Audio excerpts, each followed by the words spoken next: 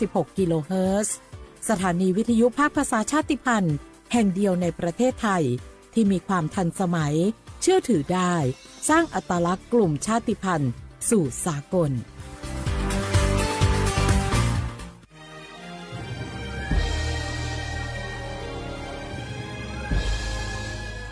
เกิดเป็นคนไทยเติบโตบนผืนแผ่นดินไทยจงภูมิใจในความเป็นไทยชาติไทยเรานั้นนับเป็นชาติที่มีความเป็นมาเก่าแก่ยาวนานเรามีภาษาวัฒนธรรมและมีสิ่งต่างๆที่เป็นเอกลักษณ์ให้เราได้ภาคภูมิใจในความเป็นคนไทยเราควรเห็นคุณค่าและมีความรักชาติหวงแหนแผ่นดินอันเป็นมรดกของบรรพชนร่วมภาคภูมิใจในความเป็นไทยโดยสำนักประชาสัมพันธ์เขต 3 กรมประชาสัมพันธ์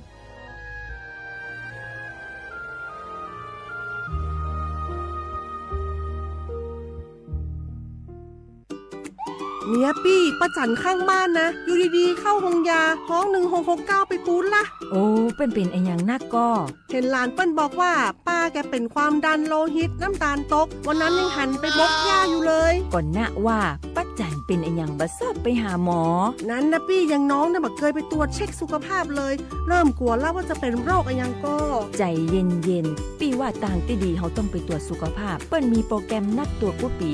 ไปตรวจจะได้รู้ว่าเฮามีความเสี่ยงเป็นโรคอะไรอย่างพ่องรู้ก่อนจะได้เตรียมตัวก่อนรักษาก่อนบ่ต้องมานั่งกังวลอันเดียวเฮานัดกันไปตรวจสุขภาพที่โรงยาครบปีพอดีแล้วเนี่ยเจ้าปี้ป้าคนผู้เขานัดกันไปเลยเนาะจะไปดูเนาะตรวจสุขภาพประจำปีสิ่งดีที่ควรทำรู้ก่อนเตรียมตัวก่อนเพื่อเข้าสู่ช่วงสูงวัยอย่างมีคุณภาพด้วยความปรารถนาดีจากสำนักประชาสัมพันธ์เขต 3 กรมประชาสัมพันธ์สาธารณภัยเป็นเรื่องที่ต้องใส่ใจช่องทางการรับรู้ข่าวสารเตือนภัยทำได้ง่ายนิดเดียวซึ่งกรมป้องกันและบรรเทาสาธารณภัยแนะนำช่องทางไว้โดยโทรมาที่1784ได้ตลอด24ชั่วโมงรู้รับปรับตัวฟื้นเร็วทั่วอย่างยั่งยืนด้วยความปรารถนาดีจากสำนักประชาสัมพันธ์เขต 3 กรมประชาสัมพันธ์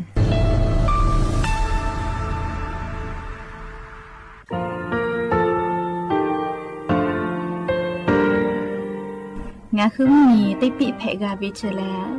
งาคือติกาติชูแลติเลเพกาวิมาเฮยาค่างาคือชอยาออตุคโลกาติเทวิออคโคคาติผาคาชูโย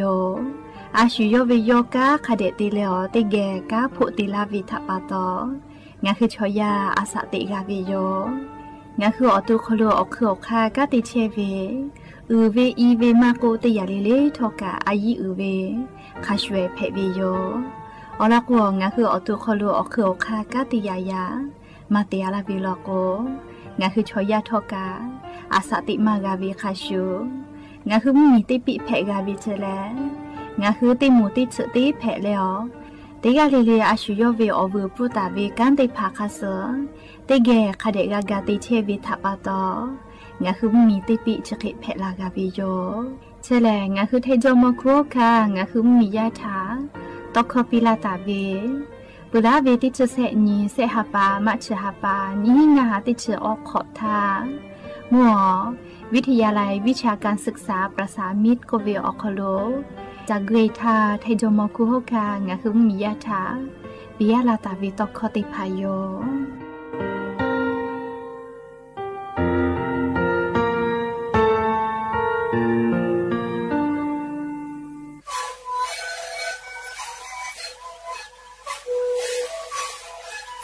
นี่คือหนูคือยาแก้เชื้อเวออกเข้าชิเล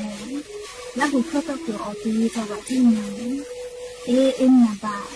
เต็งที่โอหาสุจิขอกิโลเฮเล่นเล่นหลอกเอาพ่อเอายาแก้เชื้อได้นาลีไปแล้วได้ชิ้นนาลีเล่นถือเวเอายาที่นาลีเคยแต่แล้วพ่อหนูชอบพยองเล่นเล่นแล้วบุคคลก็เชื้อเวและงานแล้วบุคคลก็เชื้อสมานในคาโบเมดิโซเ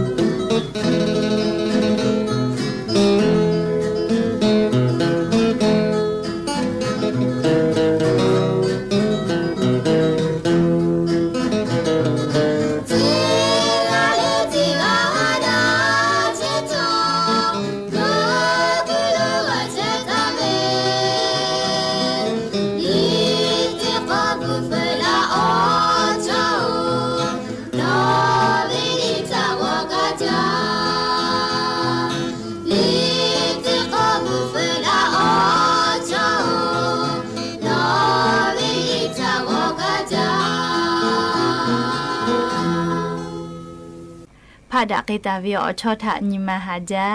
จิแมลิติกูอาจบุฟุลาจิแมกานาเกปุวิโยลิขอไอปีติผาทอกาและอย่าปึหาติปอดะจาวิอยาชริยางาคือติปอกอกะมีลาวิทะปะตออลอปุเลติกาลิทะตะอือยอยาวิอคอโลตอยอแลละเซจาลาวิโยแมหะวิลาหุยาข้าพ่อชื่อพ่อโลเชตาวิติกาลิกะจาเมดอแมเมกาเมเลฮาเลดอซาเทอลินาเชเดเจกาลิงาคือเหมียวคอโลแลอเจอยาคาเสอานาอากอติภากาชอยาเกียวเพตอลาเชวิทะปะตองาคือติกาลิกาเชซาจอซาปื้อเลมานามากอเลฮาเลดอซาเล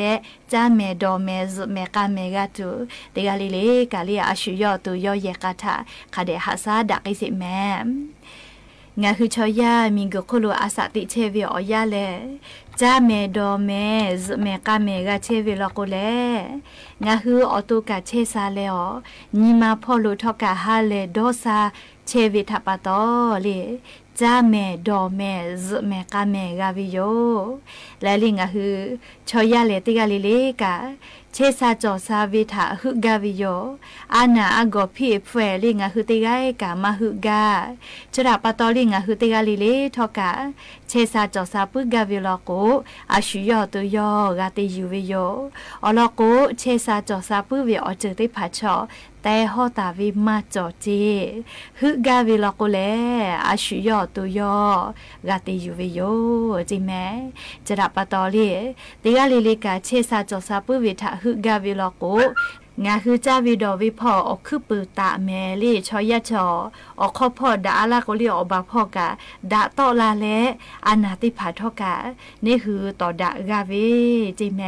เฮโกเลีไทยข้อกะติข้อจอวิโยนี่คือชอยะชอคาคิติจากคนนี่คืออตุกะอุคิเพวิจีเฮโกเลีมุสนาอติปุชอจอมอจาวิคลิติจาจิแมตาวาติปุลกุกาลิซาทิลูจาเวคลิติจะเจยาคากาลิมผืติปุลกุเลลอเลลอจาเวคลิติจะเจแมกูกาวิเลลีแต่มาลาตาวิชอมุสนาอติปุชอนี่คือชอยาอสอซาออกาซาพออายิอุจาวิติปุโยจะดาปะตอลิงาหัวอบูจอวิจาตุดอตุติภาคเดกาจาวิโยอลกุมุสนาวิอยานี่คือจาวิติยาทาตีสาวูเป้าลีนี่คือออกาซามากลิวหนอเนติภากาถาดอเลกาติเกตุวิโยเฮโกเลงาคือมุสนาอติปูมาจาวิลโกกาอุหนอเนอาจีอยู่ต่ออยู่กาปื้อเวเลดอกาปื้อเวละเลวิชริภากายอไกวิเจเฮโกเลมุสนาอติปูมาจาลโกเลออกาซากาคาเดมาจอเลกาติภาติเวกาดอเวคเลคาเดติมากาวินะชราปตมุสนาอติปูเลลีอายิอุจาวิติปูเพวิโลลีเฮโกงาคือติกาลิลิกามุสนาอติปูเลคาเดจาไลกากาเฟติเคดอคานุปาเตมาจากโอเปโอเวเลมุสนาจอกีเวทปะตอนาลียาคาทอกานี่คือมุสนาอติปุเชเลลีนี่คือชอยาอสอสาพ่อติเลนิมาพ่อ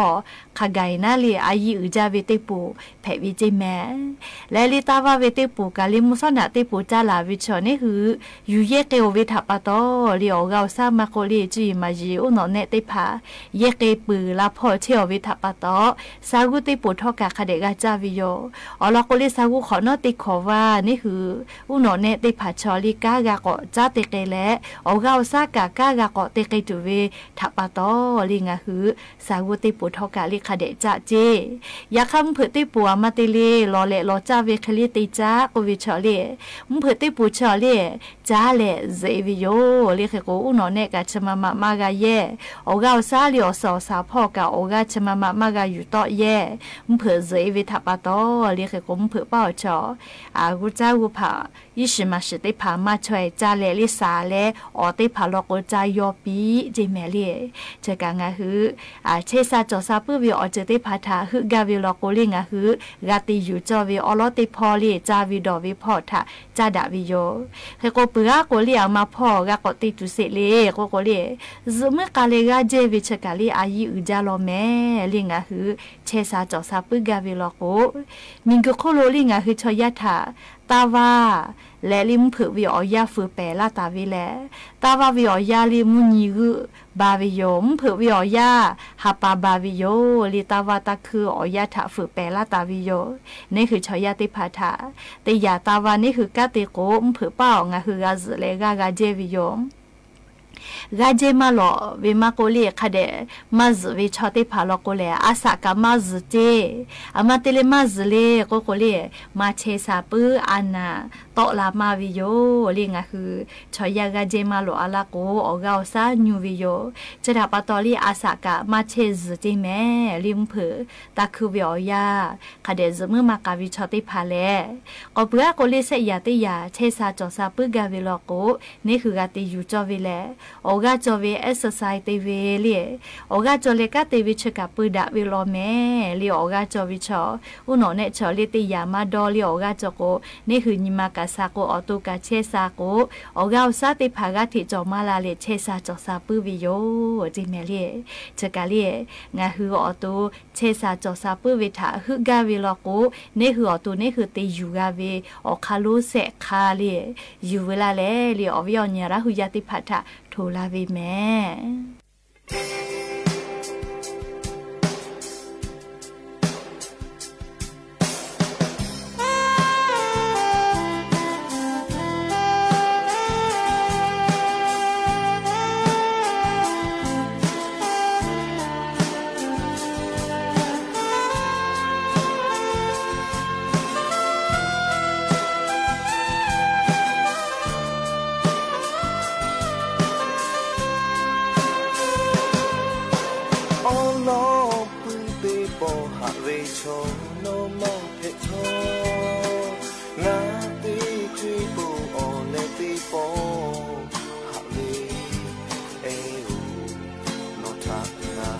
มาพาเต่าเมติจวยบุกการติปิลาอยู่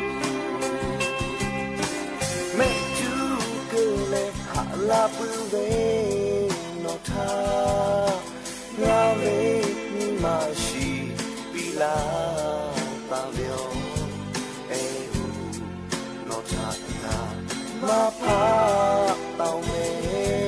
ติจวยการติปิลาอยู่ชูไม่ไม่รู้ส่งอาเทชอหายไปทักโลหักชาเลหักลาเวมีกุชิเรคงโอเลมาไปชอนอเปิดพวกนาโอชงมาจู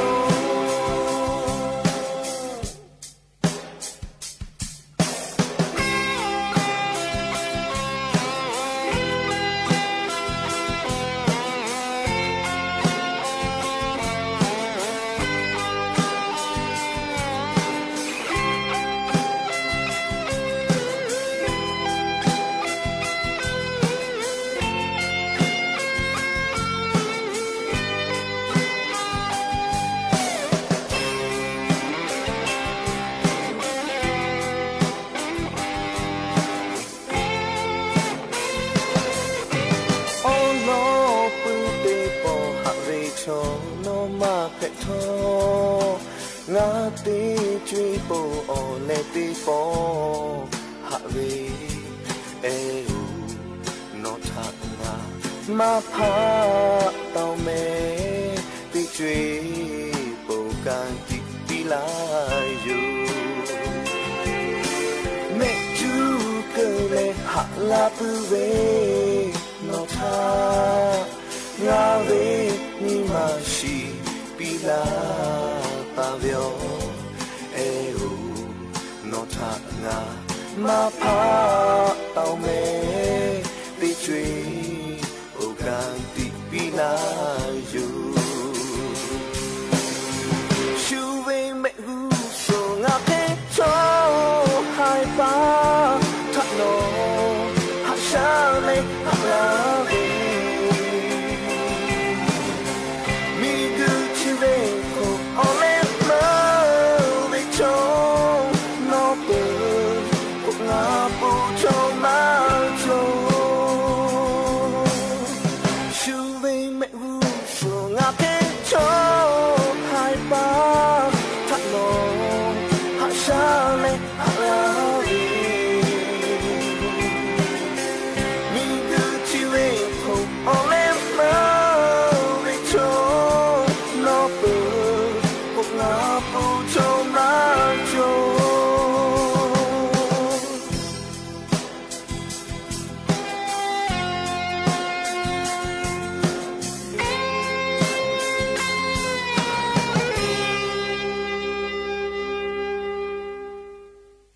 จ้าแลเลียชได้คืองาฮือ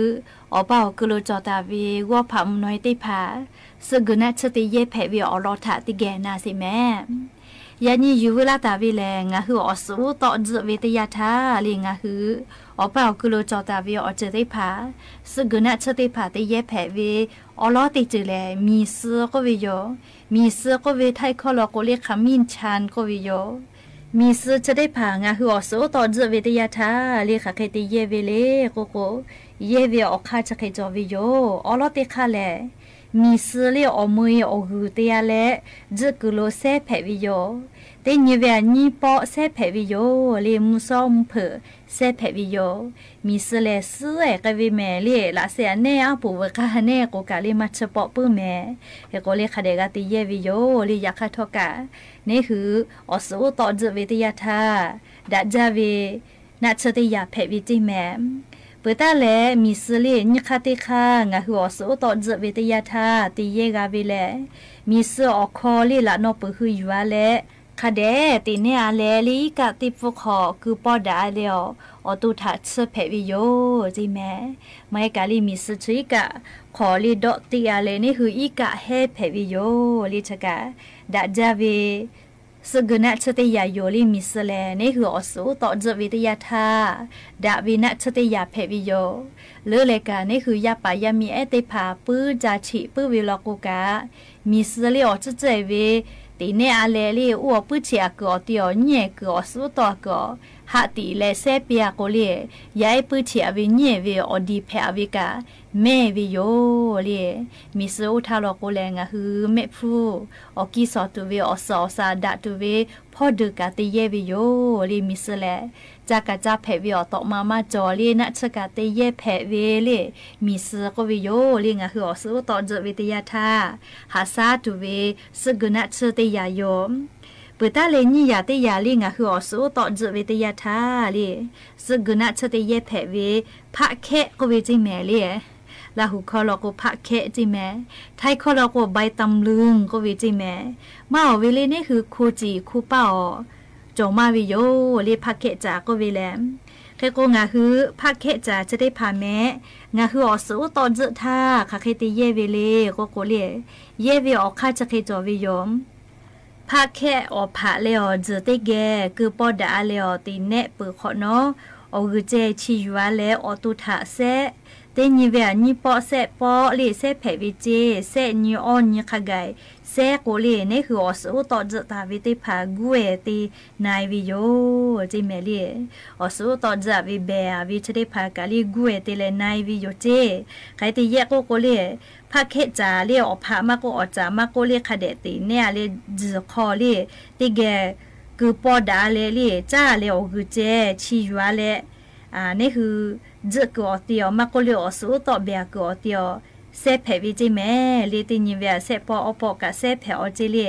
ไลนีเซอะโกเลนี่คืออสูต่อจาวิเบอวิควาวิติพาทอกะเคลากาวิโยจิเมลิชกะพะเคจาก็วินาเลไทยคอลโกใบตำลึงก็เวชกาลิสกุณชติเยเพวิทยาโยลีนี่คืออสูต่อจวิทยาทาเปิดตาเลเสจือเตจือลีงะฮืออสูต่อจทาสกุณชติเยเพเวกูควายเจก็วิจิเมลีละหูคอเลียอเมกากูควายเจจิเมลีไทยคอลโกมาระขี้นกก็วิเจเตเลลีกูควายเจจะได้ผ่านนี่คืออสูตอนเจทาโลกูคาเคติเยกาวิเลโกโกเยวิออกคาจะเคจอวิโยกูควายเจลีออสออกูออตีออพาเลออวิตีจูเวียละเซทาเลติกะคิยูปอดาเลตีนิเลลีจัดสจิเมลีกูกาวิโอลีกูควายเจลีออสออกูออพาออตีออวิคาปุยวินาลีปอเลอีกะมุขขอมาโกถอก็ขอกือจ้าเลยนี่คืออีกะแฮเพวิโยลีจะเขติจ้าแฮวิลโกนี่คืออตูตีลีคือก็ละอสูตอเจตาวิชได้พาทอกาลีเคลาวิโยจิเมลิจกะอสูตอเจวิทยาทางาคือสกุณชติเยเพวิกูควายเจก็วิเลไทยคอลโกมาระขี้นกก็วิจิแมลิชกาอสูตอเจวิทยาทาลีติเยกาวิสกุณชติยายมและอยาติยาเล ภูผาก็วิจิลีภูผาลีไทยคนเราก็ภูก็วิโยมาล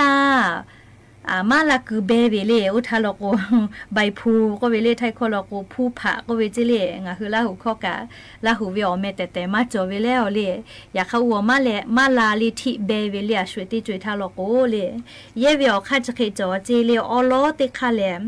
อพาลาเซทันจะเคยอยู่อะไรตีนิเลอีกะขอจ้าเลยอีกะให้เพวิโยจิเมลิจัดเชเพวินาลีอีกะเอาตาติให้เพวิโยเปิดตาเลนี่คาติคาโลโกเลอพาลาเซขอกุยเนอาเลอจืกุลุเซจิเมลีกูกาเวลใบภูผาเชเลคาเดยีเนอาเลลีนี่คือจะกอติลุเซเพวิเจเซทาโลโกลีนี่คือเลอสูตอนจะเลเบียวิจะเขควาวิติผาจอยเวลโกลีจะเลเพนาตุโยชินาเพนาตุโยจิเมลีเตโกจะวิกาไนลาวิโยจิเมเซทาเจติเพนาชินาโกลีติคือนาชซาเปอาลาโกนี่คืออสูตอนจะวิติผาทกะเมวิโยจิเมลีไนวินาลีเชกางาคืออสูตอนจะวิทยาทาลีสกุนาชเตเยกาวิภูผาก็วิลีไทยคอลโกใบพลูลีงาคือลาหูชมอจิโลกัวมาลาคือเบวินาลีมาลาผาก็เวลาลีงากูมาจอเวลโกกาลีดอกคาปิลาเพวิโยลิเชกาอสูตอนจะวิทยาทาสกุนาชเตเยเพวิออจิจอเวลลีคาเดนาตาเตยามีสือเลนี่ยาพักแค่จ่าเลเสยากูควายเจออยาผู้ผาจิเลชเวออยาเลงาคืออสูตอนเจเลเบวิทยาทาเลโดนตาโจวิลิสกุนะชเตเยกาเวนี่คือเจวิติพัทกาลากาเวลิชกะยูลาเลอวิอนีลาหุยาติพัทจะเกชลาวิโยเมและอย่าเพื่อให้ปอชลากาลาตุเวอลอติพาจะให้ไม่จะได้โยแม่กากาพนาเลออกาปิลาเชเวอวิอนีลาหุยาติกาลิเลกาลาหุคอนาปุขอนอลโกเตกาลิลิกาซุเมกาเมเชซาจอซาฮาเลดอซาปิเม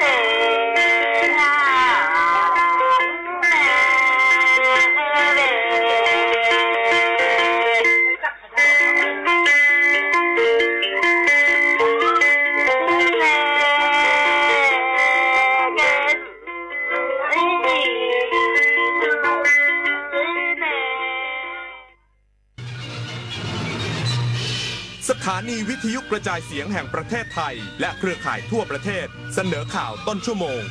รู้เร็วรู้จริงเกาะติดทุกสถานการณ์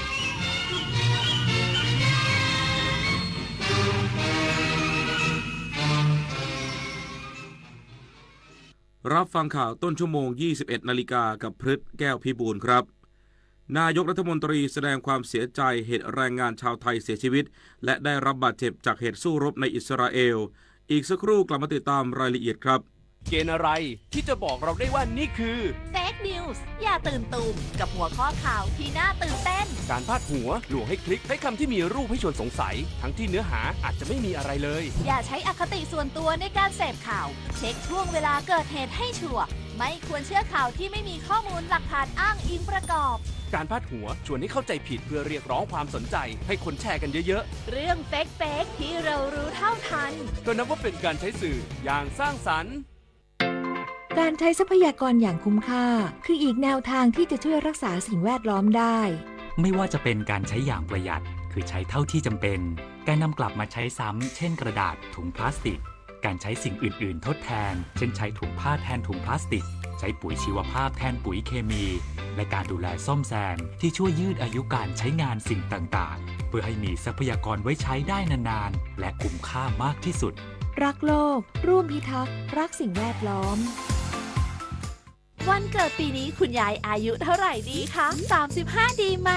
30ก็พอมั้งอายุจริงเท่าไหร่ไม่สำคัญจ้าเพราะอายุใจยังวัยรุ่นอยู่สุขใจวัยเกษียณเมื่อชีวิตยังมีแรงทำไมต้องปล่อยให้เหี่ยวเฉาวัยชราไม่ใช่เรื่องน่ากลัวนะจ๊ะอย่าหาว่ายายสอนเลยถ้าเตรียมตัวให้พร้อมทั้ง5ด้านคือเรื่องสุขภาพสังคมเศรษฐกิจที่อยู่อาศัยสภาพแวดล้อมและเทคโนโลยีเริ่มต้นเตรียมตัวเองตั้งแต่วันนี้เพื่อเข้าสู่วัยสูงอายุในอนาคตเต็มเปี่ยมทั้งคุณค่าศักดิ์ศรีและความสุขนะจ๊ะเนี่ยผมไปเจอเหตุการณ์ที่น่ากลัวมาผมเจอเรื่องที่ไม่ดีมากๆเรื่องที่อยากให้หลายคนช่วยกันทำให้หมดไปจากบ้านเราเรื่องการทุจริตและประพฤติมิชอบเรามาปลูกฝังค่านิยมอันสุจริตไม่โกงไม่รับสินบนรู้จักหน้าที่ตัวเองมีวินัยเคารพกติกามาร่วมต่อต้านการทุจริตเสริมพลังให้คนไทยไม่โกง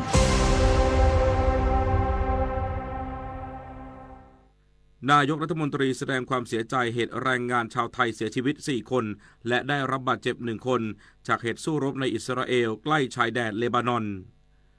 นางสาวแพทองธารชินวัตรนายกรัฐมนตรีโพสต์ข้อความผ่าน X โดยระบุว่าเมื่อคืนได้รับรายงานจากนายมาริตเสงี่ยมพงศ์รัฐมนตรีว่าการกระทรวงการต่างประเทศว่าแรงงานชาวไทยเสียชีวิต4คนและได้รับบาดเจ็บ1คนจากจรวดที่ยิงมาทางตอนเหนือของอิสราเอลใกล้ชายแดนเลบานอนซึ่งขณะนี้สถานทูตไทยในเทลอาวีฟกำลังติดต่อครอบครัวของผู้เสียชีวิตทั้งนี้ขอแสดงความเสียใจอย่างสุดซึ้งไปยังครอบครัวของผู้สูญเสียครั้งนี้ด้วยรักษาราชการแทนอธิบดี DSI ยืนยันไม่มีเจ้าหน้าที่ DSI เข้าไปสอบปากคำผู้ต้องขังชายในคดี The Icon Group ในเรือนจำพิเศษพันตำรวจตรียุทธนาแพรดำรักษาราชการแทนอธิบดีกรมสอบสวนคดีพิเศษหรือ DSI เปิดเผยถึงกรณีที่มีกระแสข่าวว่าเมื่อวานนี้มีเจ้าหน้าที่ DSI เข้าไปสอบปากคำผู้ต้องขังชายในคดี The Icon Group ในเรือนจำพิเศษกรุงเทพมหานครว่าไม่เป็นความจริง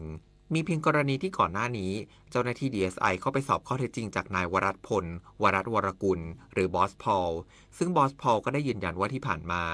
ไม่มีการให้ผลประโยชน์ใดๆต่อ DSI รวมถึงไม่ได้มีการติดต่อเจ้าหน้าที่ DSI เลยส่วนกรณีที่นายวิทูลเก่งงานทนายความของบอสพอลขอให้ DSI พิจารณาดำเนินคดีกับนายเอกภพเหลืองประเสริฐผู้ก่อตั้งเพจสายใหม่ต้องรอดและพยานเท็จที่นายเอกภพพามาเปิดเผยต่อสื่อมวลชนและตำรวจโดยอ้างว่า DSI เป็นหนึ่งในหน่วยงานที่ได้รับเงินจาก The Icon Group นั้นพันตำรวจตรียุทธนากล่าวว่าเรื่องนี้อยู่ในระหว่างการตรวจสอบหากพบว่าเป็นเรื่องเท็จและก่อให้เกิดความเสียหายแก่ DSI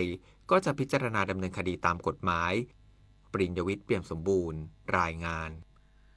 จังหวัดเชียงใหม่เตรียมกิจกรรมส่งเสริมการท่องเที่ยวมากมายต้อนรับนักท่องเที่ยวหลังรัฐบาลออกมาตรการแอวเหนือคนละครึ่งคาดว่าท่องเที่ยวเชียงใหม่จะกลับมาคึกคักสร้างรายได้ให้ประเทศอีกครั้ง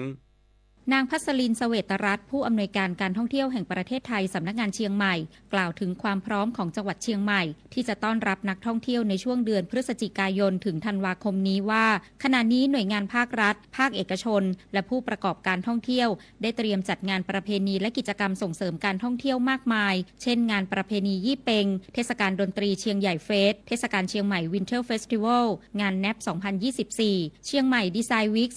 2024เชียงใหม่สตรีทแจ๊สเฟสติวัล2024ชาร์มมิ่งเชียงใหม่ฟลาวเวอร์เฟสติวัลซึ่งรัฐบาลได้ออกมาตรการแอวเหนือคนละครึ่งเพื่อกระตุ้นให้เกิดการท่องเที่ยวหลังพื้นที่ภาคเหนือประสบสถานการณ์อุทกภัยโดยจะมอบส่วนลด 50% ของการใช้จ่ายสินค้าณสถานประกอบการที่เข้าร่วมโครงการรวมมูลค่าไม่เกิน400 บาทให้แก่นักท่องเที่ยวคนละ1สิทธิ์จำนวนจำกัด 10,000 สิทธิ์ซึ่งคนไทยทุกคนสามารถใช้สิทธิ์ได้โดยไม่จำกัดภูมิลำเนาเปิดระบบให้ลงทะเบียนวันนี้เป็นวันแรกตั้งแต่เวลา 17 นาฬิกาผ่านเว็บไซต์ www.elneokonlakreung.com และสามารถตรวจสอบรายชื่อผู้ประกอบการที่เข้าร่วมโครงการได้ที่เว็บไซต์เดียวกันทั้งนี้ผู้อำนวยการการท่องเที่ยวแห่งประเทศไทยสำนักงานเชียงใหม่คาดว่าสถานการณ์การท่องเที่ยวของจังหวัดเชียงใหม่จะกลับมาคึกคักสร้างรายได้ให้กับประเทศอีกครั้งดารุณีเมฆสุวรรณทีมข่าวสวท.เชียงใหม่รายงานจบข่าวพฤษแก้วพิบูลอ่านรับฟังข่าวต้นชั่วโมงครั้งต่อไปเวลา 22 นาฬิกา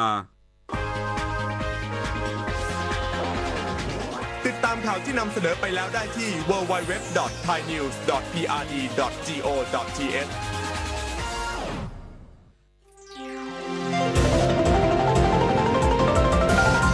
วิทยุแห่งประเทศไทยให้ความรู้กู้ความสุข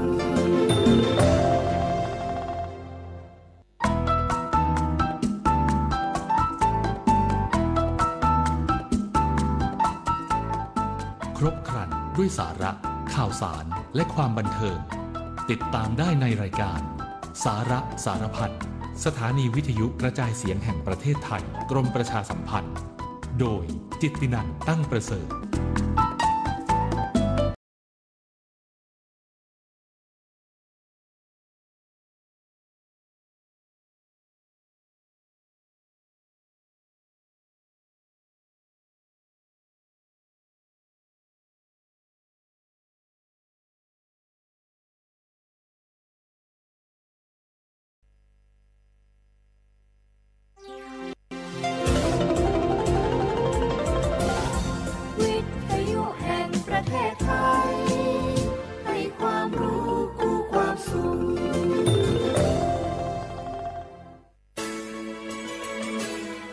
สถานีวิทยุกระจายเสียงแห่งประเทศไทยจังหวัดเชียงใหม่ AM 1476 กิโลเฮิรตซ์สถานีวิทยุภาคภาษาชาติพันธุ์แห่งเดียวในประเทศไทยที่มีความทันสมัยเชื่อถือได้สร้างอัตลักษณ์กลุ่มชาติพันธุ์สู่สากล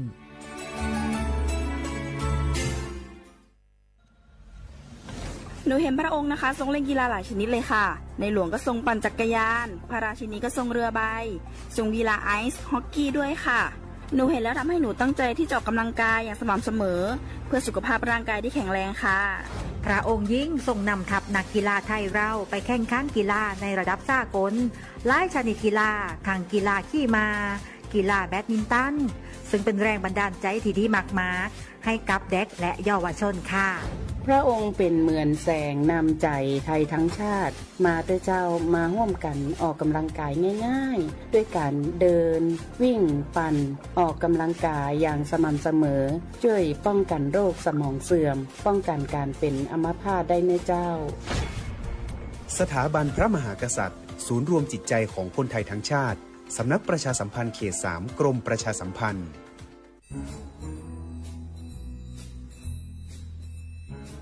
คุณนายมาขินว่าข้างบ้านเรามีอะไรแปลกๆนะคะแปลกยังไงไหนเล่าซิมาขินก็มาขินเห็นว่ามีคนแปลกหน้าเข้าออกบ้านนั้นบ่อยๆมีทั้งผู้ชายมีทั้งผู้หญิงบางทีที่มาขินเห็นก็ยังเป็นเด็กอยู่เลยนะคะคุณนายแต่ดูๆแล้วคนพวกนั้นเหมือนไม่ค่อยมีความสุขเหมือนถูกบังคับยังไงก็ไม่รู้ค่ะมาขินก็เลยคิดว่ามันแปลกๆนะคะคุณนายไม่ได้การละจะเป็นพวกค้ามนุษย์หรือเปล่าก็ไม่รู้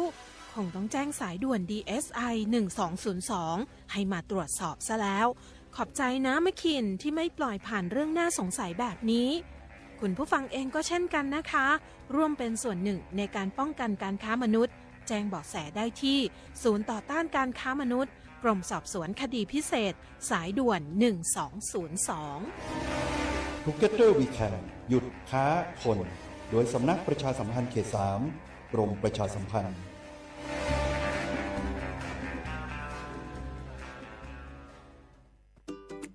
เนี่ยปี้ป้าจันข้างบ้านนะอยู่ดีๆเข้าห้องยาห้อง1669ไปปูนละโอ้เป็นไอ้อย่างนักก็เห็นหลานเปิ้นบอกว่าป้าแกเป็นความดันโลหิตน้ำตาลตกวันนั้นยังหันไปบกยาอยู่เลยก่อนนะว่าป้าจันเป็นไอ้อย่างบัดซอบไปหาหมอนั้นนะปี้ยังน้องนะบักเคยไปตรวจเช็คสุขภาพเลยเริ่มกลัวแล้วว่าจะเป็นโรคอะไรยังก็ใจเย็นๆปี้ว่าต่างที่ดีเขาต้องไปตรวจสุขภาพเปิ้นมีโปรแกรมนัดตรวจกุปี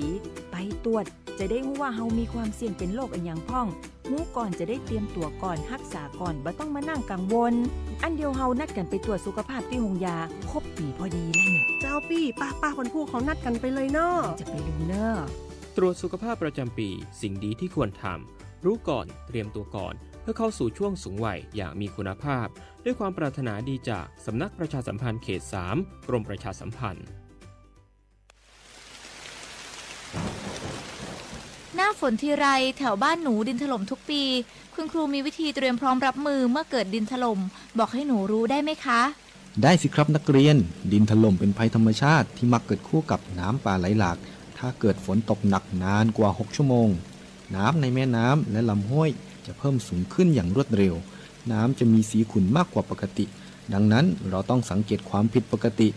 มันติดตามข้อมูลสภาพอากาศและประกาศเตือนภัยสำรวจสภาพความเสี่ยงของพื้นที่วางแผนและศึกษาทางหนีภัยแล้วถ้าเกิดดินถล่มขึ้นจริงๆเราต้องทำยังไงบ้างคะคุณครูถ้าเกิดดินถล่มเราก็ต้องรีบอพยพไปตามเส้นทางที่ปลอดภัยให้ห่างจากแนวกันไหลของดิน 2-5 กิโลเมตรนะครับอย่าอยู่ใกล้ลำน้ำเพราะอาจได้รับอันตรายจากหินหรือต้นไม้ที่ไหลมาตามน้ำเลี่ยงกันใช้เส้นทางที่เกิดดินถล่มหรือกระแสน้ำไหลเชี่ยวหากพลัดตกน้ำให้หาต้นไม้ใหญ่ยึดเกาะและปีนให้พ้นน้ำห้ามว่ายน้ำหนีเด็ดขาดเพราะร่างกายอาจกระแทกกับหินหรือซากต้นไม้นะครับนักเรียนเข้าใจแล้วค่ะคุณครูหนูจะจดจำที่ครูสอนเมื่อภัยมาถึงหนูจะได้ปลอดภัยค่ะ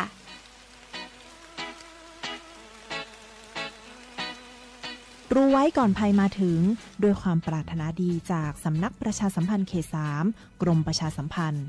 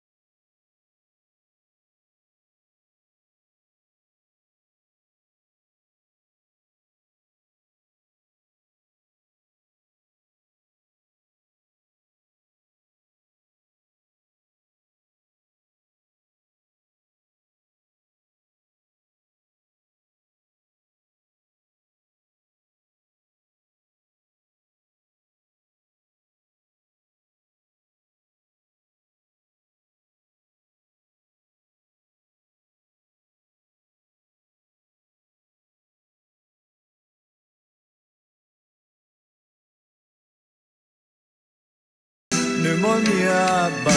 โอ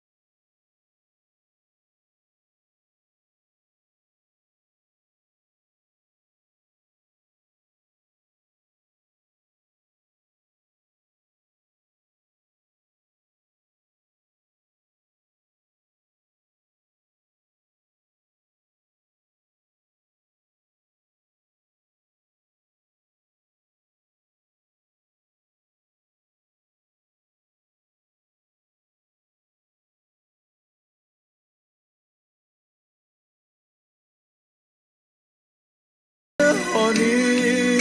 you go home, ne momia ba o. You go home, ne molanya ba o.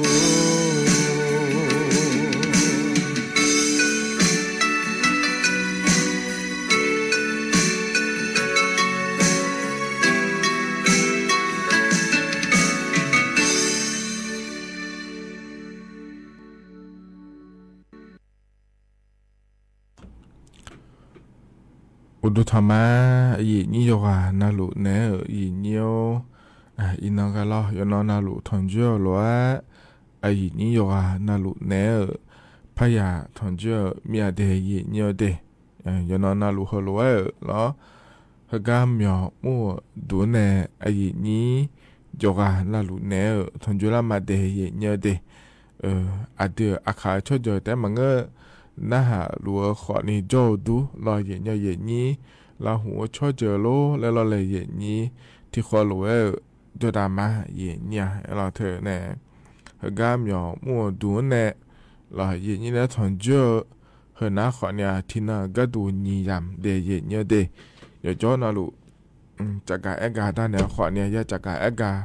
ปวดไหนแม่เย็นเนี่ยเทียน่าจะนอปลาลอยุ่มหัวยากาเดโลและนะขอนิยาชิญญาพายชันแทญญาพายเดและรอเย็นอุสอปาก็ดูนาลีเย่หลังเนนาลีอูหลังกันนี่และเย็นเนียวอุจิก็ดูนาลีอูหลังเนนาลีเชหลังกันนี่และงานแทเย็นเนี่ยเธอนิยามเราคือชันแทเนนะหายาไม่เดเย็นเนียวเดมาข้อปในขอนี้นะหายาFacebook เข้าไปในขอนี้นะหายาแม่เย็นเนี่ยนะช่องแทนในนะหายาแม่เดแล้วถึงนะขอนี้ Facebook เข้าไปก็ดูรอเย็นเนี่ยกดติดตามและงานเย็นเนี่ยช่องแทนมาเดและเถื่อที่ผมย้ายเย็นเนี่ยแต่ก็ถึงนั้นเถื่อฐานะขอเนี่ยเย็นเนี่ยนนรู้ถึงก็จะพอในช่องแทนในนะหายาแม่สถานี Facebook กับชมย้อนนะสวทจุดเชียงใหม่ AM 1476กิโลเฮิรตซ์และเบเดแต่ก็จะพอในนะหายาแม่ช่วยนำมาล้อเย็นเนี่ยอดีตขาช่วยแต่มังอย่าเจียวช่วยคนนี้นะหาลัวดูและอาจจะมีแรงงานและเกิดนะคนในเฮกาเมียวมั่วดูรอสถานีวิทยุกระจายเสียงแห่งประเทศไทยจังหวัดเชียงใหม่เฮกาเดินนะล้อเย็นเนี่ยอดีตตั้งแต่ดอนเนี่ยเราดอตลัวสิช่วยจะเป็นเนี่ยแถเย็นเนี่ยย่อหาอย่างมันเราค่อยย่อหาล้อ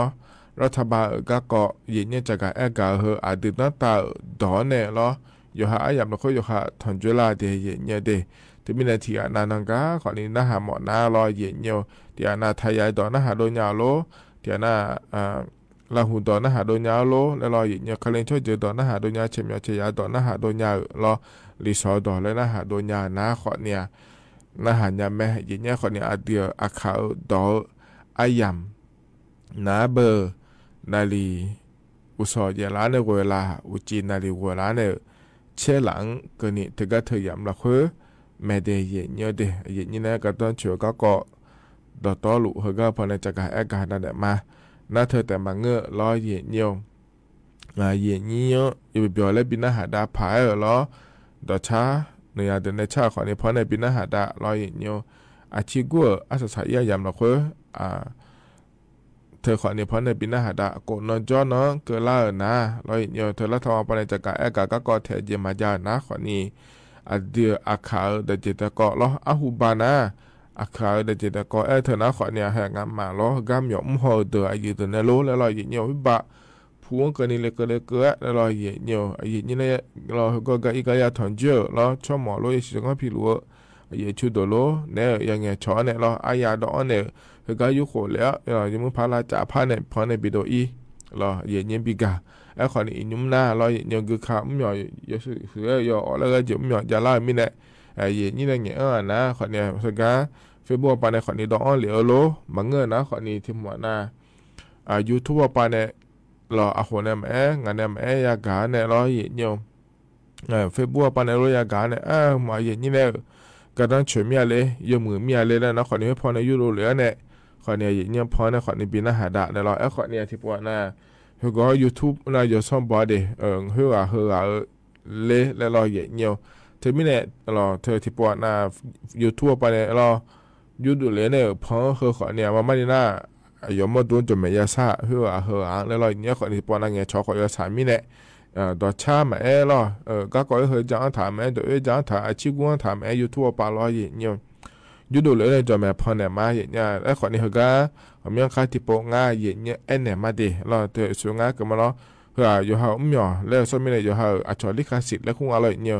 งานในจันโดเราหยอเดงานจะไม่ยาซาเดและโหโลอย่างงั้นแท้ไอ้ขวัญเนี่ยเฮือเงี้ยชอยสายมีเนี่ยล้อเธอมีเนี่ยเฮก็พอเนี่ยจอนลูกไอ้โดนเนี่ยมาเนี่ยล้อเย็นนี่เนี่ยต่อชาดองเหลือเย็นนี่เนี่ยอาชีพกูถ่ายตัวจะอังถ่ายโลแล้วเราเนี่ยเฮก็พอเนี่ยพอโดนเนี่ยงาเนี่ยมาบีพอหมดเนี่ยเลยพอเนี่ยมาบีพอโดนหมดเนี่ยเลยนะขวัญเนี่ยสถานีปังเนี่ยชอบของเลยเดียเนี่ยเดี๋ยวมันก็นั่งเฟซบุ๊กปาโลหัวเฟซบุ๊กปาโลแล้วขวัญเนี่ยชอบของเลยเนี่ยเธอเนี่ยงาไม่ได้มาบีพอโดนหมดเนี่ยเลยแล้วเนี่ยช่องเลยนะขวัญเนี่ยมาพับพอโดนมาเนี่ยขวัญเนี่ยย้อนลูกเขาก็พอโดนเนี่ยนะขวัญเนี่ยตัวเช่ไปเบียวแล้วก็แม่เนี่ยนะก็ต้องเชื่อแม่เดียขาดจิตก็แม่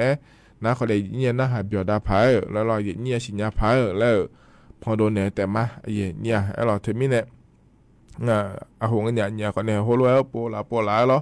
เนี่ยขวัญเนี่ยพอเนี่ยบินหาดามาเดเนี่ยนะไอ้ขวัญเนี่ยมีนี่นั่นว่ารัฐบาลคือเขาไม่ใช่รัฐบาลก็เกาะอยากจะการแอกาด้านเนี่ยงานเนี่ยเนี่ยดูตั้งตาตอนเนี่ยย่อยๆจะการแอกาเกินเนี่ยเนี่ยเลยเราอยู่นะรวยยากาเกินผายรอเนี่ยอินเนอร์ก็ตัวเนี่ยก็ต้องเชื่อยอมอยากเกาะแล้วทำมาเดเนี่ยเดเธอเนี่ยมานี่นะไทยมีเขารัฐบาลก็เนี่ยเดือดไทยช่วยก็ตัวเจี๊ยบได้สลายเลยจะการแอกาง่ายคนเดียวมีของละคือกาเกอมีในรอยนี้ไทยมีเขาหมายย่อตัวคนในช่องเทนนะหายาแต่อร่อยเนี่ยเธอเนี่ยนี่แล้วก็ต้องเชื่อก็เกาะโลแล้วขอเนี่ยจะการแอกาด้านไหนมีเนี่ยช่องเทนนะหายาแม่เดเนี่ยเดที่ข้อรู้จอดามาเนี่ยก็ก่อให้เฮมีจะการด้านไหนมีนะแต่ชาติจุ่มเลยพาบินนะหาดามาเนี่ยที่ข้อรู้นะหาเบียดามา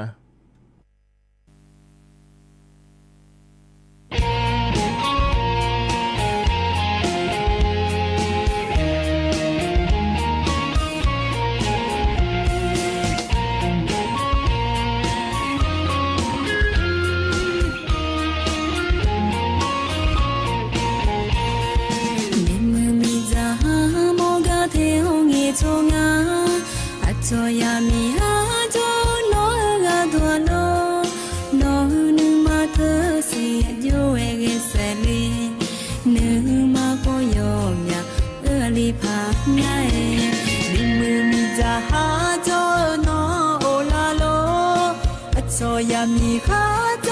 诺舍吉呀，要么拍下内好内得些，诺不达啊个西少一呀，阿不要么生也么吉呀，今那么娘啦那么怕么掉一枚，有时眼眼天黑么得啦娘啦那。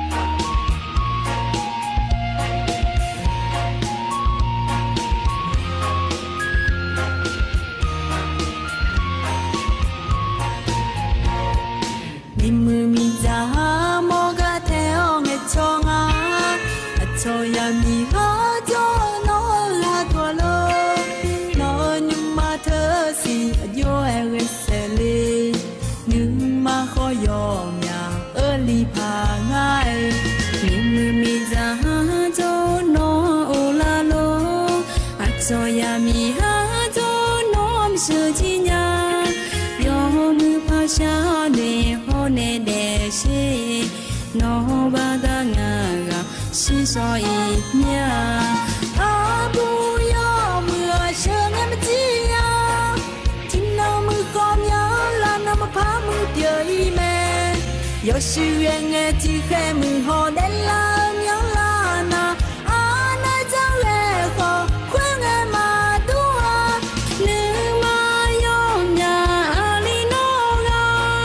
听阿嘛老子啊好闹把什么呀？nó nương mà thơ xì nó nương khó thơ hoa nhói gió nè khó như pháo nè xì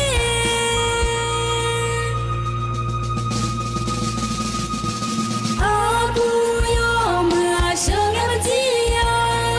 chim nó mưa nhớ lâu nó phá mưa trời về yo siêu nghe chi khẽ mưa ho đến la nhớ la na à nơi giang nghe khó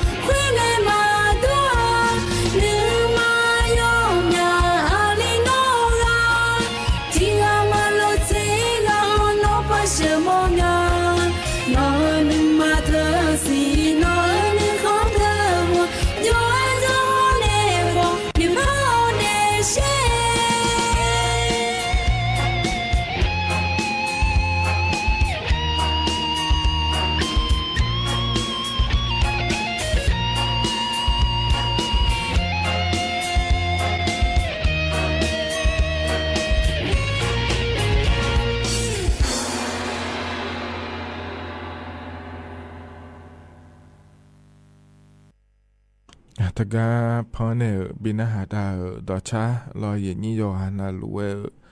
อายานาหาเบียวดูเยนี่โยเดลองปาลาเนนาหาลาเยนี่โยกานาลูเออุดุธรรมะเดเยนี่โอเดอินากะดูนาขอเนี่ยลองานแนอายุเชมือแนที่ขอลูเอจอดามาเยนี่โออินาเยนี่ลอแนกาต้องชัวกะเกาะเจลังเงอันนี้เชื่อว่ากันคณะรัฐมนตรีหัวปะบ่จ้าเนี่ยรอเกิดดาวเดเล่จะการเอกาในภาคเออยาวงาเดเยนี่เด้อเฮายมยากาขอนี้ท่านทะลุแม่เยเนี่ยเนาะเกิดเจก็กองงาเลยแล้วก็นะขอนี้สัญชาแล้วก็งาเราเนี่ยถ่ายชั่วหาอย่าเกิดเนี่ยก็ดูยมยากาเนาะเดเจลายมยากาเนาะอะฮูบานเนี่ยถ่ายมีขันละค่อยพอคาเหลือเนี่ยจอกันเนี่ยอินนึงก็คนเนี่ยสัญชาติมายาเนี่ยชาลัวล้อเดี๋ยวละเงี้ยมีคนเนี่ยเลยเจอดูน่ะก็ก่อให้จอนะคนเนี่ยอายามยดื้อมาอย่ายั่วเย็นเนี่ยที่น่ะอาโขเนี่ยคนเนี่ยยุ่แล้วเราเย็นเนี่ยเราที่โขจอนี่โขจอคนที่จอมายาละโลแล้วเราเลยเย็นนี่ถ้าก็จะละเงี้ยอันน่ะนี่เชื่อวัวเงี้ยน่ะเดเย็นเนี่ยเด็กขนาดนั้นสมมติเอาไปบ่จานเนี่ยเราเย็นเนี่ยเธอเนี่ยเขาเข้ามาบิจอนยาพาแล้วเราเนี่ยก็เหาะเกาะเราเนี่ยเขาเข้ามาบิจอนยาพา งานน่ะละคนเนี่ยเดี๋ยวจะน่ารู้บีจังเจียก็ดูเดแล้วตัวก็งาแถเยี่ยวalorsสู้ๆเขาก็ละคนหัวรถบีจังได้ยาก็ดูงาเลยแล้วก็นะขอนี้เธอเนี่ยกลุ่มชมกลุ่มน้อยและกลุ่มชาติพันธุ์19กลุ่มและคงงาแถเยี่ยแล้วเดือไทยมีของละคนเพราะเหลือเช่นช่วยมูแล้วยาก็งานเราเนี่ยนี่ช่วยเจอช่วยมัวเกินเนี่ยเรางานเราเขาหัวรถบีจังได้ยาก็ดูเราคนมาเดแล้วงาแถเอาหูบาลว่าโหแล้วมาบิสานี่ล้อเยี่ยวน่าสู้ๆถึงก็ยอมมาเนี่ยหรือว่าเลยก็ดูงานเลยแล้วก็นะขอนี่เธอเนี่ยเจริญเงี้ยล้อเยี่ยวเจริญเงี้ยบ่าหูเนี่ยคนญี่ปุ่นยาเช่นเงี้ยเกินนี่แล้วงานเธอเนี่ยเขาเนี่ยล้อเยี่ยวอันยุ่งเฮ้ยไม่หูเนี่ยชดเชยถ่ายเดือดเราเนี่ยคนญี่ปุ่นยาเช่นเงี้ยเลยไม่หูชดเชยถ่ายเดือดเขาเนี่ยยุ่งจะนอนป้าชดเชยหลังเดือดแล้วก็งานเธอเนี่ยคนญี่ปุ่นยาเช่นเงี้ยเนี่ยคนง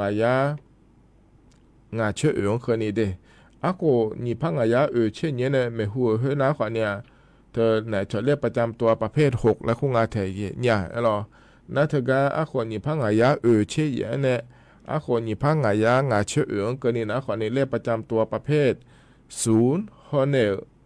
89แล้วขั้วเดินงานเดเนี่ยเด้ไม่เชื่อปะหูบานะโกอินุ่มนะจำอย่างเขาเนี่ยเย่วแล้วงานเธอเย่เนี่ยเขาเนี่ยรอเย่เนี่ยเธอเนี่ยคนญี่ปุ่นยาเช่นเนี่ยเนี่ยรอเย่เนี่ยยาไทยมีของเราคือเดอสมบูรณ์ยาเฮกาสมบูรณ์รัวเดโลมันก็น่าคนนี้ที่อันน่ะเดือไทยมีของชมยังบียาเนี่ยก็ดูจังหล่าเดโลแล้วงานเธอเย่เนี่ยรอเธอประเภท0เขาเนี่ย00แล้วคงงานเดย์เยอะเดย์น่า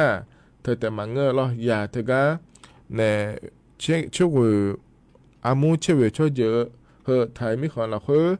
เด็ดเลี้ยวเนี่ยหรอเอกสารเยอะๆนะลูกเดี๋ยวจีกันเนี่ยหรอเธอไทยมีของเราคือเด็ดเลยนะชอบแบกเกิดแล้วคือเธอยาสลายอีเมลเนี่ยอย่างเงี้ยขอเนี่ยสารชาติยาแล้วมันก็งานเดียวกันนะลูกรอเยอะเยอะแล้วไงแบกเกิดอย่างนั้นล่ะสารชาติเธอมายาเดี๋ยวขอนี้จ้อน่ารอสารชาติเธอมายากันเนี่ยไปเกิดจากกันเนี่ยเราเนี่ยไทยดองเงี้ยเราไทยดองเงี้ยเด้อมันก็นะคนนี้อยู่ที่มาเจงอ่ะดูก็เราเนี่ยจ้ะนะก็เราดองเงี้ยโลแล้วเราเนี่ยเขาก็เดี๋ยวคนเนี่ยมาเดแล้วเราเนี่ยตัวเราจะการง่ายเธอเนี่ยเราน่าสู้ๆก็เหมือนเราเคยจะนานยาเลยแล้วก็นะคนนี้ชมเนาะเราทะเบียนบ้านเราเคยยาหลวงเนี่ยเราบัตรประชาชนเช็คสมมติเธอเดอเดแล้วตัวเราก็ง่ายเธอเนี่ยเราน่าเดือไทยมีคนเราเคยจ้องเราเช่งหัวเนี่ยเราตาปาเดเจเนี่ยเราน่าเธอเนี่ยชอบสมบูรณ์บิจันได้ยังเดเนี่ยเดสมบูรณ์บิจันได้เธอก็ถึงนักขวัญเนี่ยคำขอยืนยันและรับรองคุณภาพของตนเองและกุ้งอาเทเยเนี่ยเราเดือไทยมีของเราเดือไทยมีของสภาถ้าเหือเนี่ยเดือไทยมีของย้อนหายาหลวชาวไทยเล็กมาเดก็ดามาเดแล้วมันเสียเราเยอะมีจีบพวกก็บุญถายางงานเนี่ยอย่างนี้งานเขาหลวสกัดบัวถาหลวเขาหลวก็ดามาแล้วคำถาดอกงานอะไรอยู่ฮะเนี่ยทุกการบุญถาถึงร้อยเยอะเงี้ยวทุกงานเดเยอะเงี้ยเดให้เขาหลวอย่าเลยมันจริงเยอะเงี้ยรอน่าก็จังได้หัวก็ดูนะขอนี่หูบานะร้อยเยอะเงี้ยว你也是切呢，哎呀，没有啊，这也你啊，老爱好你，因那眼呢，แต่老嗰個阿當別個呢，係講你比較啊，只個度的咧，將大隻也你啊，老那古天門老會那好你，佢個สำนักงานเขตและคูก็เจอเนี่ยไม่เดแล้วตัวกับงานน่ะอยู่ก็อยู่นะคนนี้อำเภอเราคืออายามที่นอนเราคือเนี่ยแต่佢ก็จะแม่ก็เดี๋ยวตัวลูกบิจเนี่ยเจียเนี่ยเราเนี่ยอันดับงานเนี่ยจะเจียนะชอบมาชอบชี้เขาอย่างนั้นสมนะอายามชอบชี้เขาจีเนี่ยเราเนี่ยน่าจะที่นั่นก็ดูนะคนนี้ทะเบียนบ้านเราคือชอบเนี่ยดอกเนี่ยเราเนี่ยหน้าบัตรประชาชนเราชอบบัตรประจำตัวบุคคลซึ่งไม่มีสัญชาติไทยและขั้วเธอรอจะเนี่ยงาไทยเนี่ยรอหน้าสัญชาติก็รองานเธอเนี่ยสิเช่นอยู่ไม่จะทำใบสำคัญถิ่นที่อยู่ของกรมชนน้อยคนกลุ่มน้อยและคุ้งอาเทยเนี่ยเราเธอชอบัตรที่ชมพูหุ้มหมาโลบัตรเหลืองหุ้มหมาโลและขั้วเธออย่างงานเนี่ยนี้ อาหูบานาหนียสิเช่นอาอย่างเมียอยู่เดียเนียวเดตก็ถึงเศร้ารอเนียวหน้าสัญชาติเธอเศร้ารอเนียวสัญชาติเธอเศร้าก็ดูอาหูบานาที่ยาเช่นยาอยู่มาเนี่ยคนอินว่างานเราคนเนี่ยบิดงานจิมาเดแล้วตัวก็งานเทียเนี่ยเรางานเราคนเธอเราก็ถึงเราคนย่อนะสำนักงานเขตและคุกาเราเนี่ยช่วยเนี่ยเราเนี่ยหน้าอย่าก็อย่าก็ดูนะคนเนี่ยอำเภอเราคนเนี่ยช่วยเนี่ยไม่ดีแล้วตัวก็งานเทียเนี่ยเราที่มีเนี่ยเฮนะคนนี้มานี่นะอาหูบันเนี่ยจังละกะกองานเดอินุยสึกเลยจังพาแล้วมังเงงานี่จะมีอะไรกันนะคนนี้สาชาติเนี่ยรู้ย่อรู้เลยนักการช่องเลยขอบดูเลยรอเฮก็เฮก่อนนะยสึกกะกอมังเงาเดเนี่ยเดอาหูบันเนี่ยนี่นะทุรจังละกะกอแม่เนี่ยเราเธอเนี่ยอินุมเธอก็เนี่ยจะการอากาศตลอดเนี่ยเฮนะคนนี้อาหูบันว่าอายามยมนี่มาอยู่นี่เราเนี่ยสาชาติจังกะกออาหูบันนะที่ยาเช่นเนี่ยอยู่เนาะงานเราคนในบิจังอาจิญญามาเดแล้วตัวก็งานเถียเนี่ยรอน่าเธอการเนี่ยการขอใบสำคัญถิ่นที่อยู่ของชมกูน้อยและควรรอเธอการช่วยชงกบาสินพุ่มมาซาก็ดูโลเพื่อเอาหูบานียาสิเช่นอะไรอย่างไม่อยู่งานเยี่ยวอินว่างานเนาะแต่จังอาจิญญามาเดแล้วตัวก็งานเถียเนี่ยน่าไม่หูพระจักรอากาศด้านไหนนะคนนี้สู้ๆรอบาดชนกลุ่มน้อยเธอยาพายงาสู้ๆแล้วสัญชาติไทยเธอสัญญาพายงาในนั้นว่าไม่หูเนี่ยจะกะจิญญามาเนี่ยอย่างนี้เธอเนี่ยเงี้ยหัวเนี่ยไม่หูเดือดเรือไหมเราหัวเนี่ยอายามเราหัวเดือดเรือเดือดเยอะๆจังก็ดูงาแล้วเราเยี่ยวนะเธอเนี่ยเราเธอเนี่ยเราเอกสารยาวเนี่ยเราเยี่ยวทะเบียนบ้านเราคุยบ่าวชนสมมติเนี่ยเราเนี่ยเห็นเลขสูงยาเดิมแม่89แล้วขั้วแม่เลข6แล้วขั้วเธอยาแม่เฮาตัวรัวเจอละไงนี่เนี่ยจอน่ะรู้จังละลุงอ่ะไอ้ขอนี่อายามเธอเข้ามาเนี่ยชาวบ้านเนี่ยพางานเราคุยเนี่ยบินญาจีมาเดแล้วตัวจากกะเอกางานเดเนี่ยเดเฮนะขอนี่เฮเราเนี่ยแล้วทำเอาไปในจากกะเอกาโดเลยหรอเราอาดินตาตอนนี้ยังอยู่นะรู้ส่วนยาพาเดลแล้วจะการอากาศแต่นั้นบิสิบิกาเลเดยังอยู่เดยังนี้เฮกาเฮก็เฮมีอามาเชสิญญาณมอนะขอนี่อาคานุทกาเนี่ยอำเภอปะล้อเนี่ยชอเนี่ยนะหาญาติเดยังอยู่เดนะเฮนะขอนี่อาดัมเบลกาก็เดยังอยู่อันนั้นใจที่ก็กาดูนะเราเนี่ยเฮกามีมาเกรอเธอจะกยามอ้อเลยแม่เย็นเนี่ยรอจะกยามอ้อเลยนะคนยกคนน่ารู้สาวที่เจนะคนนี้อูเฮฮัลเลกักก็เย็นเนี่ยที่มีเนี่ยรอเจริญเงอดีตนายกรัฐมนตรีพอป้ากัดดูนะคนนี้เฮก็ก่อนเราเฮอย่าบอกจะง่ายเดเย็นเนี่ยเดเธออดีตนายกรัฐมนตรีแล้วนางสาวแพทองทางชินวัตรพอป้ากัดดูนะคนนี้เธอเนี่ยเฮก็พอเขาดูดาวยพอนารูละคุยก็ขอเนี่ยอยากจะกะเอกะด้านง่ายก็ก่อนละคุยขอนี่แหลมทาเดแล้วเราเนี่ยมาบีสาเลเนี่ยมันมีสาเลก็ดูแล้วอุหะแล้วจะมามีอาภาแล้วอย่าพอนารูขอโลกุมเนี่ยจะรู้จะในชาวบ้านเนี่ยผังงานเลยแล้วเราเนี่ยน่าเดือดไทยมีของละคุยแต่มาเงอะเราเนี่ยมีขาตาเรายอมยามีของละคุยเนี่ยขอนี่เดี๋ยวจะเนี่ยเราที่พอเงี้ยช้อยเนี่ยเกิดได้เนี่ยผังงานเลยและบิจันดาก็ดูเดแล้วไอ้ยำมาเกินละมีนายรอยเนี่ยเธอเนี่ยได้จากการอากาศด้านนั้นเนี่ยก็เราคนพิจารณาก็ดูเดและดองเนี่ยเกิดง่ายเดอเดียวนายกรัฐมนตรีเนี่ยเดเนี่ยเดเห็นนะขวานี้ยุ่งเหรออาดัมเบก็ก็เนี่ยเนี่ยทนจนเนี่ยจากการอากาศด้านนั้นเนี่ยบิสิบิกาเดเนี่ยเหรอหนาวเนี่ยเหรอเดี๋ยวใช้ทิบยุ่มแล้วน่าหาตามาเนี่ย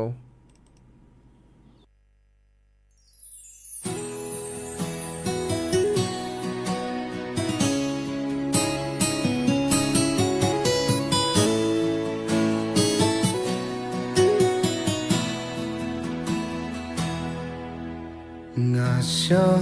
阿姆莫和阿姆格老巴呢诺呢不这样上海也讲ông ta à gừ 怕没怕家伙挪乱嘛别娘，阿卡达那从莫尼阿嘎维耶，拉扎扎的阿杰不火嘛别嘛，得嘎嘎嘛，下着阿面一家和你。下来未必多拿，把不好闹比嘛。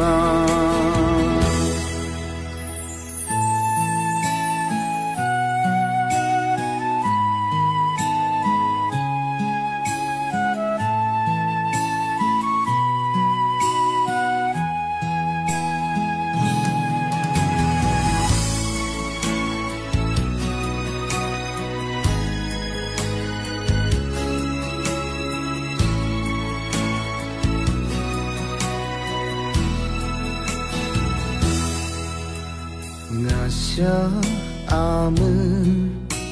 摩诃阿门，格朗巴内诺内普追呀，桑哈耶加，唵达阿格，帕门帕加和诺罗耶玛贝呀。阿卡达那，索莫尼阿嘎维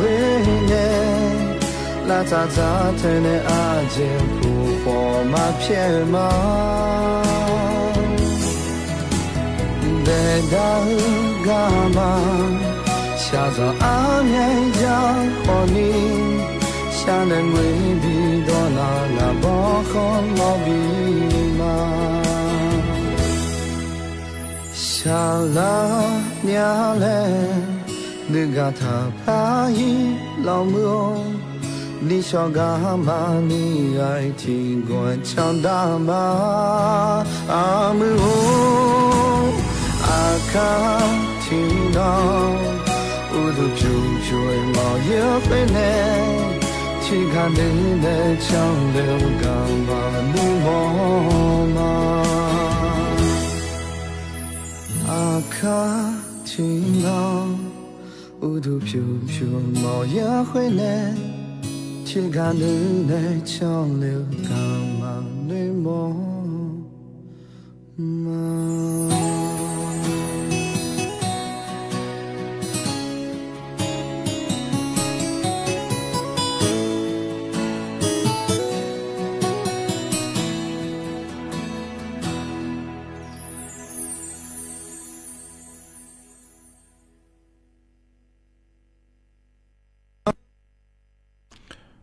ตกาพอในปีนาหาดาวดอชาขอในใจทิบยุมล้ออินากาเยนี่นะทจวนในพอในปีนาหาดาวเยนี่จะนาหาเบียวดูเยนี่เดนอปาลาในนาหาล่าเยนี่ก็ดูธรรมะเดเยนี่เดที่ขอหลวงจอดามาเยนี่อินากาดูนาขอในงานแหนอายุเชื่อมือแหนเยนี่อิสดอชาพอในปีนาหาดาวเงล้ออาโดนังกังเงชอเหลียล้อทกาสัญชาติก็เกาะล้อนาหาเหลียล้อเยนี่เดี๋ยวจ้าสู้ๆเดี๋ยวยาเลยให้น้องๆงาขวาดีมาเสียยาเดียเนี่ยเดี๋ยวถึงก็ยอมมาเนี่ยโบทาหลวยกูโดนเนี่ยแต่ไม่ได้ล้ออย่างเงี้ยขวาเนี่ยอันเนาะล้องานเนาะเราคนเนี่ยจ้างยาเพื่อแบบยังไงเนาะอันดับแบบเจผมขวาเนี่ยไอ้ยามยั่วสิเนี่ยเจมีแต่งานแล้วเกินน่ะเดี๋ยวไทยมีของเราคนคณะรัฐบาลแล้วก็งานอะไรเนี่ยอุดดูสามีอะไรนี่น่ายอมมาเนี่ยโฮโลโลเกิดได้มาเจริญเงี้ยโดนเลยแต่น่างานจะโดนเนี่ยนะอายาวมาอายามล้อพิบะเราอุติกันนี่ก็เนี่ยอายามบลาสีเนี่ยคนเนี่ยยุ่งงานแต่เยอะเดเธอมีเนี่ยร้อยเยอะเขาก็ก่อเราคุยนะช่วงงานเนี่ยถ่ายร้อยเยอะเขานำมาเชื่อสิญญาเราหมดนะคนนี้อำเภอปาโลแล้วน่าหาหลังอีเนี่ยไม่เดเยอะเดเขาก็เนี่ยนะก็ยกยอแล้วพระจักรด้านไหนเนี่ยนี้ประกันสังคมเจ้าถ่ายเดี๋ยวจะขายอากาศด้านไหนเนี่ยเดประกันสังคมมาตรา39ข้อใน40และขั้วเทอมมาลอยเหี่ยวประกันสังคมป่าก็ดูนะขอนี้เธอก็ธนาคารอาคารสงเคราะห์เหรอยุ่มและขั้วเธอนะขอนี้อาคารทอสเหรอทอสป่าก็ดูนะขอนี้ยุ่มหุ่มหมายเยอะพอปังหอหรือดานเนี่ยแถเหี่ยเหรอแล้วก็พอเนี่ยอะไรจ้าเนี่ยที่เขาเกิดได้เธอนะขอนี้ อย่างนี้ประกันสังคมจังถาเดยอยู่หายุ่มอยู่หายาหมอนะเหรอถ้าการเนี่ยธนาคารทอสปาเนี่ยบีพัดลายามาเดแล้วตัวเกิดงานแต่อย่างเงี้ยประกันสังคมจังถาเดเดอย่างเงี้ยเดช่วงนั้นเกิดมาแล้วมาตรา33 39 40เท่านั้นเดอย่างเงี้ยเดที่เราก็ดูนะคนนี้ยีรำบาละคนเนี่ยบีพัดลายามาเจอย่างเงี้ยบีอยู่ลายามาเดยุ่มบีเยอะก็ดูเดแล้วเธออยู่หายุ่มอยู่หายาหมอเดแล้วอยากเกิดงานในอย่างนี้ที่นะเหรอเธอเนี่ยบาลาสีเพจาเนี่ยเราอย่างประกันสังคมจังถาเดินนะคนนี้นั่นก็คนนี้ยุ่มมาจาสิเลยอยู่หายุ่มอยู่หายาหมอเมียเลยยุ่มเยอะหมอเมียแล้วคนนี้ผิวโปยสารเลยจุดจำผังเลยแล้วนะคนนี้เธอก็ประกันสังคมปาก็ดูธนาคารทอสปาเนี่ยอะไรจ้าในหัวเลยบีดอนยาก็ดูยางาเดแล้วอย่างเงี้ยจะกายอากาศตอนไหนเดอย่างเงี้ยเดน่าอายมาเนี่ยแม่นี่น่ายุ่มเยอะเนี่ยสตาร์ทหัวเธอนะอายามนี่เชี่ยหัวโลสุ่มเชี่ยหัวโลเลยอยู่มา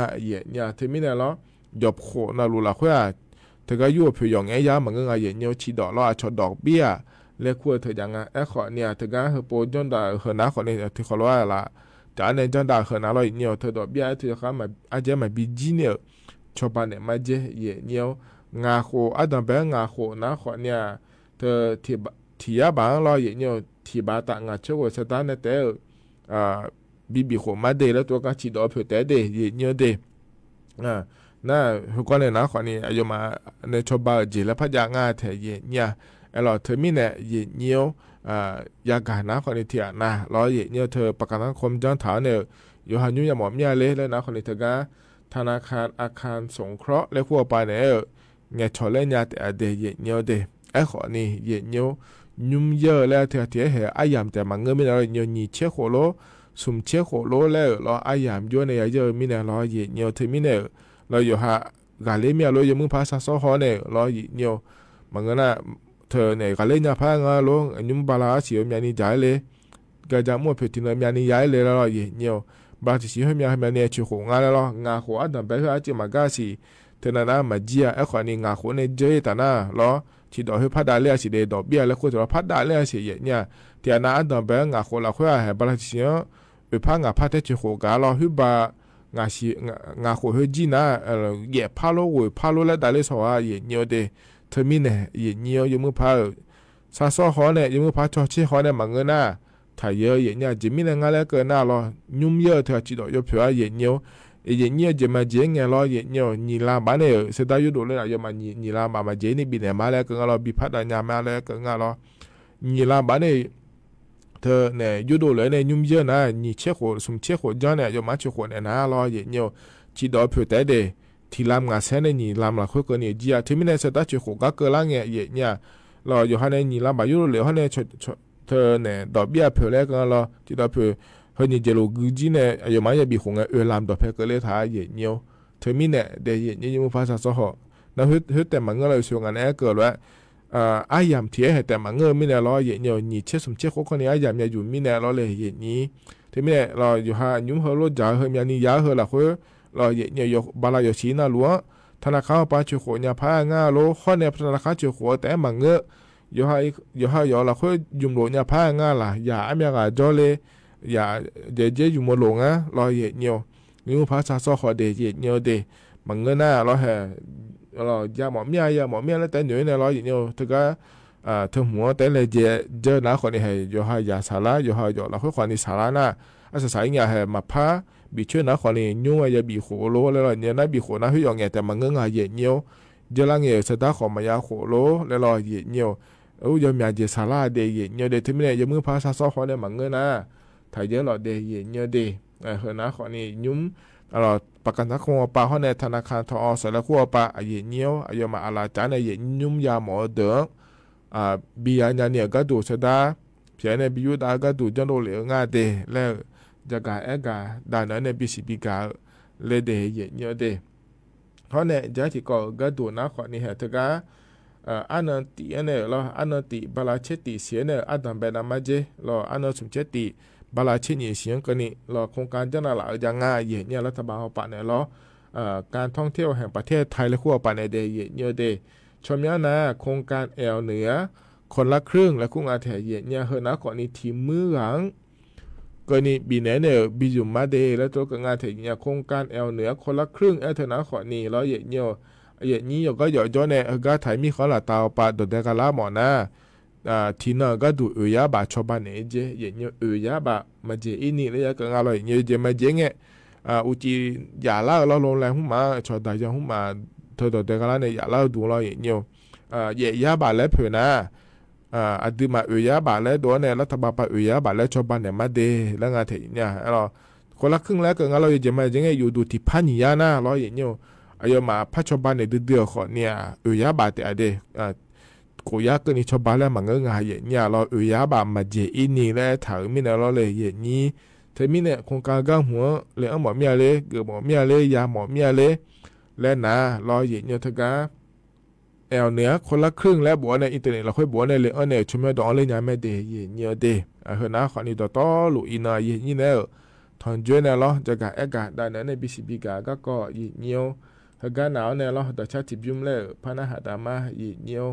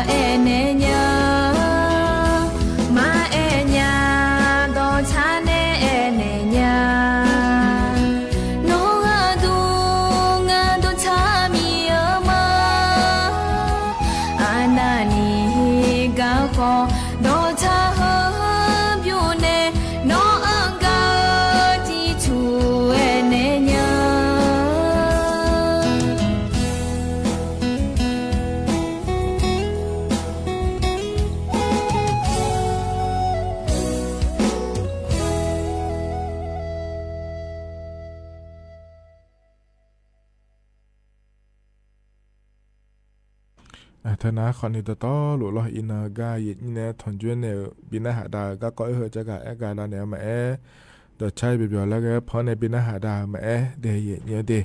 กันเนี่ยนะอย่ามาจื้อจะไล่เหรอคือนาขอนี่อาเยชากาและพอเนี่ยบินาหาดาวเนี่ยว่าอิมาเดยังน้อยอยากขอว่าพัฒนจวนมายินเนียวอุดธรรมา见嘛，今年嘛，你不过知道你这样的那还啊，好久我来那也小买的啊，也小嘛，草莓我来那米苦，知道你这这好吃的，今年好你爱年啊。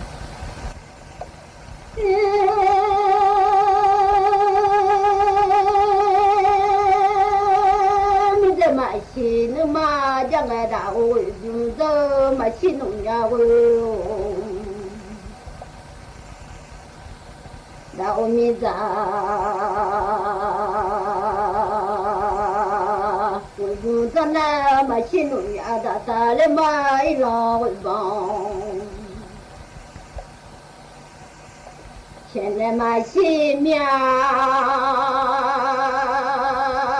要嘛咪得为我哈提啊，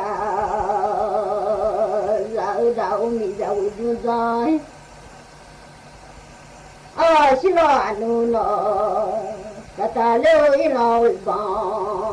现在是老哪到为住了哎，做老妈。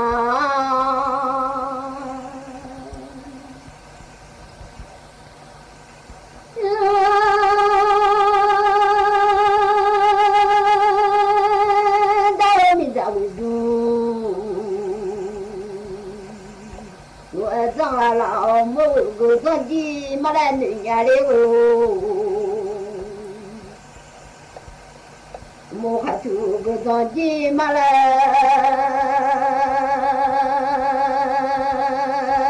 女伢的哦，比前个伢我个专哎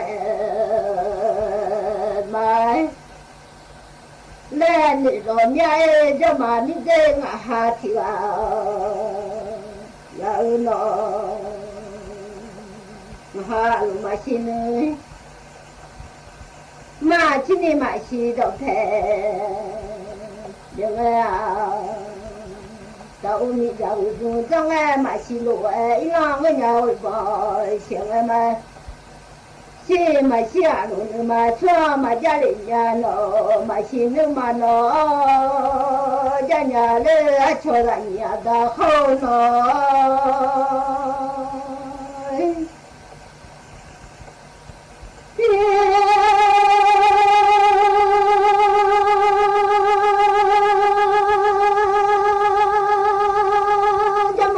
nhà lên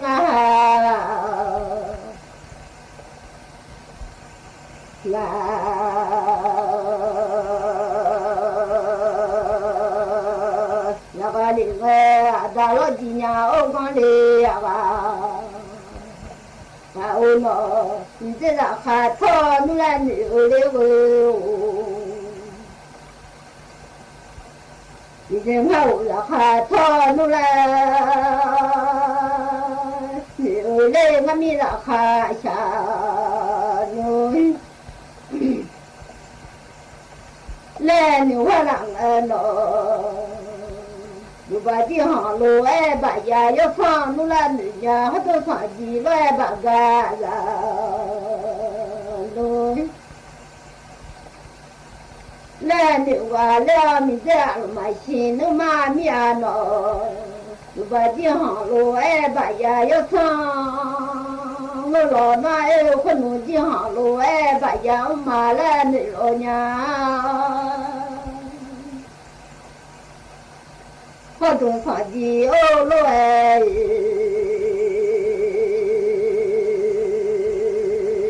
bà gà nhà lo ăn nuôi lệ họ tôi phải gì lô ê bà gà ô nè gà yu bà ya ô nè ya gù mà là đua mình sẽ ăn mà xin nước mà สถานีวิทยุกระจายเสียงแห่งประเทศไทยและเครือข่ายทั่วประเทศเสนอข่าวต้นชั่วโมงรู้เร็วรู้จริงเกาะติดทุกสถานการณ์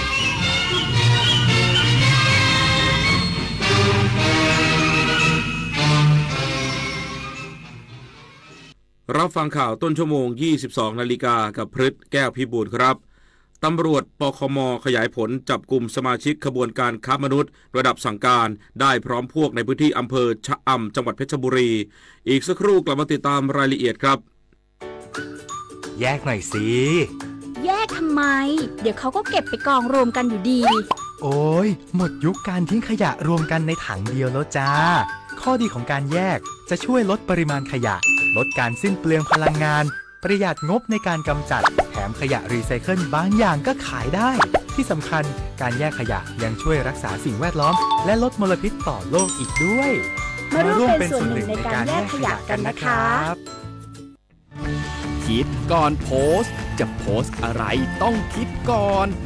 จะโพสต์รูปภาพคนอื่นที่ไม่ใช่ของตัวเองต้องได้รับอนุญาตยิ่งเป็นการโพสต์เกี่ยวกับเด็กเยาวชนต้องปิดบังใบหน้าเว้นเสียแต่ว่าเป็นการชื่นชมอย่างให้เกียรติการโพสต์สิ่งลามกอนาจารรวมไปถึงการโพสต์ด่าว่าคนอื่นและเนี่ยเป็นเพียงส่วนหนึ่งของพรบคอมพิวเตอร์ที่มีผลบังคับใช้แล้วมีโทษทั้งจำทั้งปรับคิดก่อนโพสต์จะโพสต์อะไรต้องคิดก่อนคือถ้าเราไปบริจาคเลือดมันจะดูเท่และถือเป็นการทำบุญด้วยไหมถือเป็นบุญใหญ่เลยล่ะคิดดูนะคนเราสละได้แม้แต่เลือดของตัวเองเพื่อนำไปช่วยชีวิตผู้ป่วยแบบนี้จะรอช้าทำไมรีบไปบริจาคกันเร็วช้าก่อนคือร่างกายต้องพร้อมนอนหลับให้เพียงพอก่อนไหมล่ะได้เลยงั้นเจอกันที่ศูนย์บริการโลหิตแห่งชาติสภากาชาดไทยนะบริจาคโลหิตมั่นใจปลอดภัยป่ารักน้ำหนึ่งในโครงการอันเนื่องมาจากพระราชดำริของสมเด็จพระนางเจ้าสิริกิติ์พระบรมราชินีนาถพระบรมราชชนนีพันปีหลวงที่ก่อให้เกิดประโยชน์สุขแก่ราษฎรในการฟื้นฟูป่าที่เสื่อมโทรมให้เป็นบริเวณต้นน้ำลำธารอนุรักษ์ปลูกฝังให้คนรักและหวงแหนป่าไม้ช่วยให้ราษฎรที่ขาดแคลนที่ดินทำกินได้มีที่อยู่เป็นหลักแหล่งมีอาชีพและยับยั้งการตัดไม้ทำลายป่าตำรวจกองบังคับการปราบปรามการค้ามนุษย์จับกุมสมาชิกขบวนการค้ามนุษย์ระดับสั่งการพร้อมพวกจากการขยายผลการจับกุมชาวโรฮิงญาผิดกฎหมายจนทำให้มีผู้เสียชีวิต3 รายเจ้าหน้าที่ตำรวจกองบังคับการปราบปรามการค้ามนุษย์จับกุมนายสมเกียรติหรือบางก๊อฟสมาชิกขบวนการค้ามนุษย์ระดับสั่งการได้ที่ตำบลขุนซ่องอำเภอแก่งหางแมวจังหวัดจันทบุรีก่อนจะสามารถจับกุมสมาชิกขบวนการค้ามนุษย์ที่เหลืออีก2 รายได้ที่เขตคลองสามวาและเขตลาดกระบังกรุงเทพมหานครตามลำดับทั้งนี้เนื่องมาจากเจ้าหน้าที่ตำรวจได้ทำการสืบสวนขยายผลจากการจับกุมชายชาวไทย2 รายที่อำเภอชะอำจังหวัดเพชรบุรีซึ่งลักลอบขนคนต่างด้าวชาวโรฮิงญาจำนวน26 รายโดยผิดกฎหมายด้วยรถตู้ที่มีลักษณะแออัดจนทำให้มีผู้ขาดอากาศหายใจเสียชีวิต3 รายก่อนปล่อยทิ้งไว้ที่บริเวณอำเภอหลังสวนจังหวัดชุมพรโดยภายหลังจากทราบเรื่องนายสมเกียรติหรือบางก๊อฟและพรรคพวกอีก2 รายได้หลบหนีไปกบดานที่จังหวัดจันทบุรีและกรุงเทพมหานครก่อนจะถูกจับกุมได้ในที่สุดธนพร ปรุณฤทธิ์รายงานตำรวจอนุญาตให้ประกันตัวล่าม2 สามีภรรยาแก๊งอุ้มชาวจีนรีดทรัพย์300 ล้านบาทหลังญาติยื่นหลักทรัพย์ขอประกันตัว 600,000 บาทนายหยุนต้าเลียงและนางสาวพัชราผู้ต้องหาในคดีร่วมกันรีดทรัพย์ชาวจีน300 ล้านบาทภายหลังเข้ามอบตัวและให้ปากคำกับพนักงานสอบสวนสถานีตำรวจนครบาลทุ่ง2 ห้องนาน10 ชั่วโมงได้อนุญาตนำทรัพย์สินที่เป็นที่ดินมูลค่า 600,000 บาทมายื่นขอประกันตัวโดยพนักงานสอบสวนพิจารณาแล้วเห็นว่าผู้ต้องหาทั้ง2 คนมีที่อยู่เป็นหลักแหล่งไม่มีพฤติการหลบหนีและสามารถติดต่อได้จึงอนุญาตให้ปล่อยตัวชั่วคราวเช่นเดียวกันกับ9 นายตำรวจและ1 พลเรือนที่ถูกปล่อยตัวชั่วคราวไปก่อนหน้านี้จุฑามาศ รักษาพันธ์รายงานสำนักงานพาณิชย์จังหวัดลพบุรีลงพื้นที่ตรวจสอบราคาน้ำมันปาล์มขวดในพื้นที่ขอความร่วมมือผู้ประกอบการจำหน่ายสินค้าในราคาที่เป็นธรรมไม่ฉวยโอกาสปรับขึ้นราคาหรือกักตุนสินค้านางสาวกษมาสุทธวิชัยพาณิชย์จังหวัดลพบุรีพร้อมด้วยเจ้าหน้าที่กลุ่มกำกับและพัฒนาเศรษฐกิจการค้าลงพื้นที่ตรวจสอบติดตามสถานการณ์การจำหน่ายน้ำมันพืชณร้านค้าปลีกตลาดสดห้างท้องถิ่นและห้างสรรพสินค้าอำเภอเมืองลพบุรีจังหวัดลพบุรีซึ่งผลการลงพื้นที่ตรวจสอบพบว่าปริมาณสินค้ามีจำหน่ายให้กับประชาชนเพียงพอมีการกระจายสินค้าให้กับประชาชนโดยให้ซื้อ6 ขวดต่อครอบครัวต่อใบเสร็จหรือบางห้างให้ซื้อได้10 ลังต่อครอบครัวซึ่งความต้องการซื้อมีอย่างต่อเนื่องไม่มีภาวะการซื้อไปกักตุนแต่อย่างใดในส่วนด้านราคาจำหน่ายในภาพรวมมีการปรับราคาน้ำมันพืชขึ้นเล็กน้อยตามภาวะราคาตลาดด้านห้างสรรพสินค้าเช่นบิ๊กซีมีการจัดโปรโมชั่นลดราคาสินค้าน้ำมันปาล์มตามโครงการฟื้นฟูเศรษฐกิจโดยน้ำมันปาล์มตราทับทิมขวด1 ลิตรขายในราคา43 บาทต่อขวดจากราคาเดิม45 บาท น้ำมันถั่วเหลืองตราอังวุ่นขวด1ลิตรขาย49 บาทต่อขวดจากราคาเดิม59 บาททั้งนี้พาณิชย์จังหวัดลพบุรีได้กำชับให้ผู้ประกอบการจำหน่ายสินค้าในราคาที่เป็นธรรมไม่ฉวยโอกาสปรับขึ้นราคาหรือกักตุนสินค้าและให้ปิดป้ายแสดงราคาจำหน่ายให้ชัดเจนถูกต้องครบถ้วนกองทัพอิสราเอลเปิดปฏิบัติการโจมตีในหลายพื้นที่ทางตอนใต้ของเลบานอนทำให้มีผู้เสียชีวิตอย่างน้อย2 คนสำนักข่าวต่างประเทศรายงานว่ากองทัพอิสราเอลเปิดปฏิบัติการโจมตีหลายพื้นที่ทางตอนใต้ของเลบานอนอาทิกรุงเบรุตเมืองนาบาติเยเมืองยามาลอัลชากีฟและเมืองไทยในวันนี้ตามเวลาท้องถิ่นทำให้มีผู้เสียชีวิตอย่างน้อย2 คนซึ่งเป็นนักรบกลุ่มติดอาวุธฮิซบอลเลาะห์ขณะเดียวกันสำนักข่าววาฟาของทางการปาเลสไตน์รายงานว่ากองทัพอิสราเอลยังคงปฏิบัติการโจมตีเมืองเดียอัลบาลาเมืองอัลซาเวดาและค่ายผู้ลี้ภัยนูเซรัตทางตอนกลางของฉนวนกาซาส่งผลให้มีผู้เสียชีวิตอย่างน้อย47 คนและมีผู้ได้รับบาดเจ็บจำนวนมากด้านกระทรวงสาธารณสุขปาเลสไตน์ในฉนวนกาซาเรียกร้องให้หน่วยงานระหว่างประเทศทั้งหมดร่วมกันปกป้องบุคลากรทางการแพทย์และสถานพยาบาลในฉนวนกาซาจากการโจมตีของกองทัพอิสราเอลจบข่าวพฤษแก้วพิบูลอ่านรับฟังข่าวต้นชั่วโมงครั้งต่อไปเวลา 23 นาฬิกาติดตามข่าวที่นำเสนอไปแล้วได้ที่ www.thainews.prd.go.th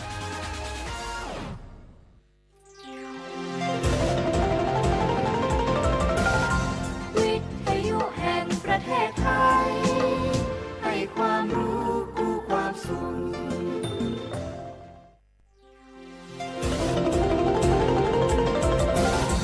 วิทยุแห่งประเทศไทยให้ความรู้คู่ความสุข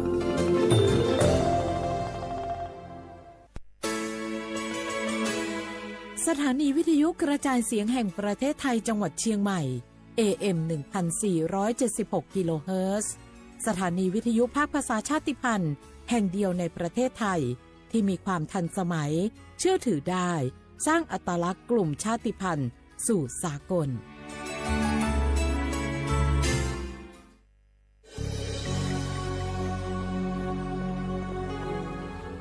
เกิดเป็นคนไทยเติบโตบนผืนแผ่นดินไทยจงภูมิใจในความเป็นไทยชาติไทยเรานั้นนับเป็นชาติที่มีความเป็นมาเก่าแก่ยาวนานเรามีภาษาวัฒนธรรมและมีสิ่งต่างๆที่เป็นเอกลักษณ์ให้เราได้ภาคภูมิใจในความเป็นคนไทยเราควรเห็นคุณค่าและมีความรักชาติหวงแหนแผ่นดินอันเป็นมรดกของบรรพชนร่วมภาคภูมิใจในความเป็นไทยโดยสำนักประชาสัมพันธ์เขต 3 กรมประชาสัมพันธ์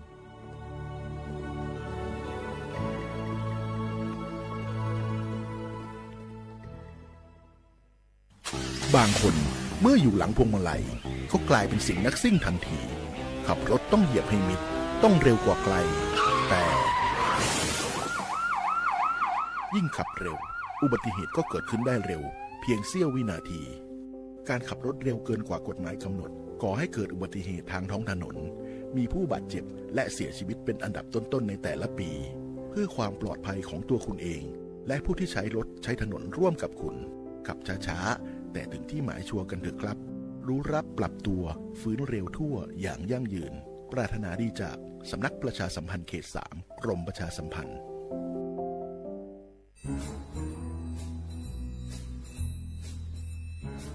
คุณนายมาขินว่าข้างบ้านเรามีอะไรแปลกๆนะคะแปลกยังไงไหนเล่าซิมาขินก็มาขินเห็นว่ามีคนแปลกหน้าเข้าออกบ้านนั้นบ่อยๆมีทั้งผู้ชายมีทั้งผู้หญิงบางทีที่มาขินเห็นก็ยังเป็นเด็กอยู่เลยนะคะคุณนายแต่ดูแล้วคนพวกนั้นเหมือนไม่ค่อยมีความสุขเหมือนถูกบังคับยังไงก็ไม่รู้ค่ะมาขินก็เลยคิดว่ามันแปลกๆนะคะคุณนายไม่ได้การละจะเป็นพวกค้ามนุษย์หรือเปล่าก็ไม่รู้คงต้องแจ้งสายด่วน DSI 1202ให้มาตรวจสอบซะแล้วขอบใจนะมะขินที่ไม่ปล่อยผ่านเรื่องน่าสงสัยแบบนี้คุณผู้ฟังเองก็เช่นกันนะคะร่วมเป็นส่วนหนึ่งในการป้องกันการค้ามนุษย์แจ้งเบาะแสได้ที่ศูนย์ต่อต้านการค้ามนุษย์กรมสอบสวนคดีพิเศษสายด่วน1202 Together We Can หยุดค้าคนโดยสำนักประชาสัมพันธ์เขต 3 กรมประชาสัมพันธ์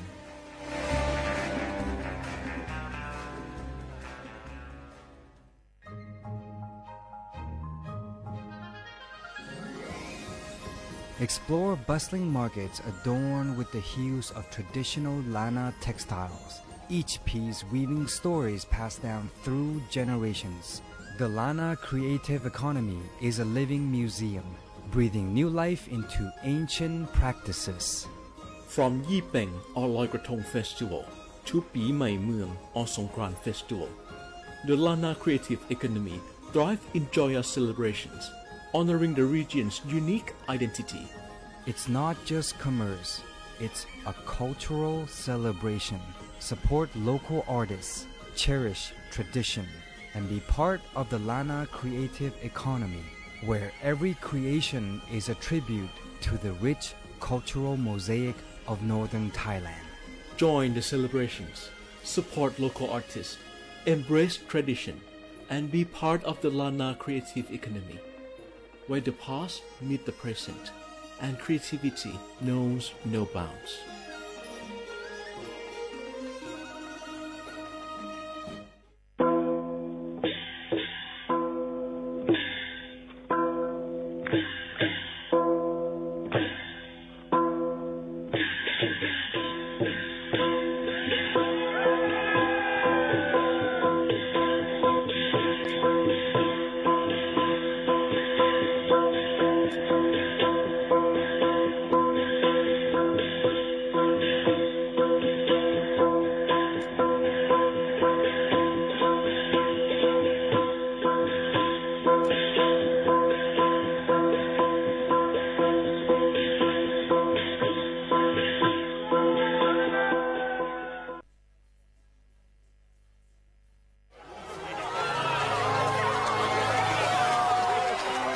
Bó hắc tay cọ, nhà tí chóm trời khẩu, nhà câu trầu chóm nhà phiền nhà mặt. Bó hắc bò mẹ, hàng ngư về nhà mau, hơn ngồi dù sao chóm bắc bừng mày ni kha tá. Bó hắc chơi chặt, cọp trầu cẩu cô liễu, nhà bắn chư xiếng chư khơi lấy lù súng. Bó hắc hoàn măng, tả hơ hương muôn leng, hơ com hiang cẩn, quẩy hơn nhà mau cầm quá. Bó hắc tổ cẩu, nhà dù bầu sung yam, nhà bắn đốt hám cán tu sổ, lô mó hết lòng lý, lô mó ngương lòng cha tăng khí. Lô mó xúc xí trời hơi chân sải.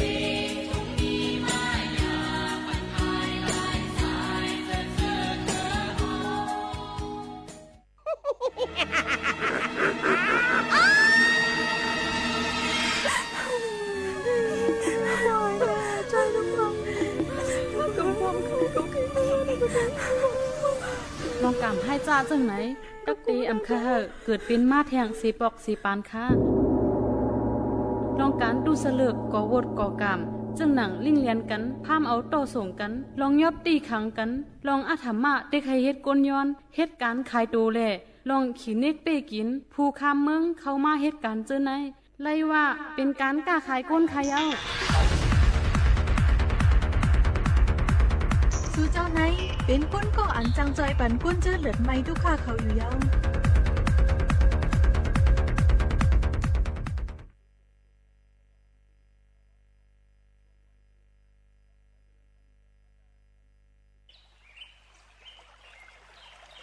อร่อยกันในโปติยงโยสับน้ำเลียนลินตีกินเลตันเศร้าตาลียองเมืองทุ่งเมาเฮาตึนมนอยู่ซาอ๋อตัวลูสองผักข้างหิมน้ำเมาก่อนอไล่หันวานก้นขับกันกว่าสาวหังหลีก็ตึนขอนตอนเตอปีอีกน้องต่างตีมาห่มจอมพิงทุ่งอ่อนเผอก็ป้อมนเจอเซอมังก็ป้อไข่ลืมเป็ดตั้งเมื่อเตียว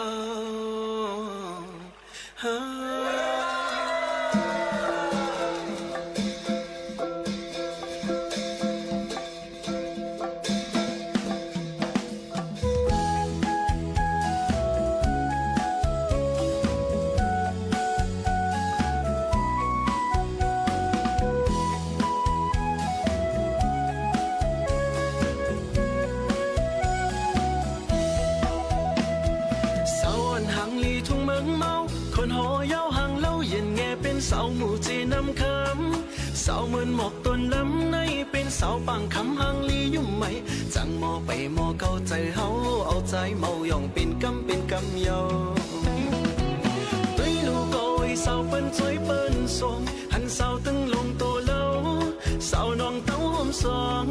สาวข้าวของน้องโมสาวโมยุ่มโมยกต่อเป็นสาวน้องโมน้องยังเงยหาห่มเส้นตั้งมาโกเจอจอมแพ้ด้วยลู่ไหลหันสาวเลื่อนเลี้ยงเลื่อนเล่าหันสาวใส่ข้าวทิ้งจ้าสาวตึงข้ายุ่มใส่สาวแก้มปองน้องเสียงสาวน้องมึนเลื่อนบอกสาวโมยกเจอใจตันสาวจีละเนยอย่าเปียจันใจนาตุ้ยลู่ลุยลองสาวโมสันห่างปองหันสาวโหสมยุ่มสันหันสาวจิงขันใจสูงสาวปังปุ่งใจมอนสาวโมยุ่มสาวน้องอ่างสาวพังห่างตัวเสียผมสาวตาปีหีนี่ที่เนสา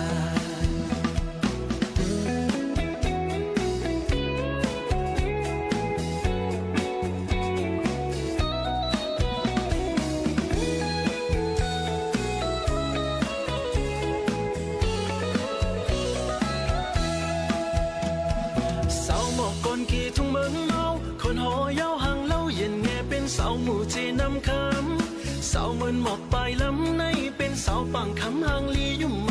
จังโมไปโมเข้าใจเฮาเอาใจเมาย่องเป็นกำยอง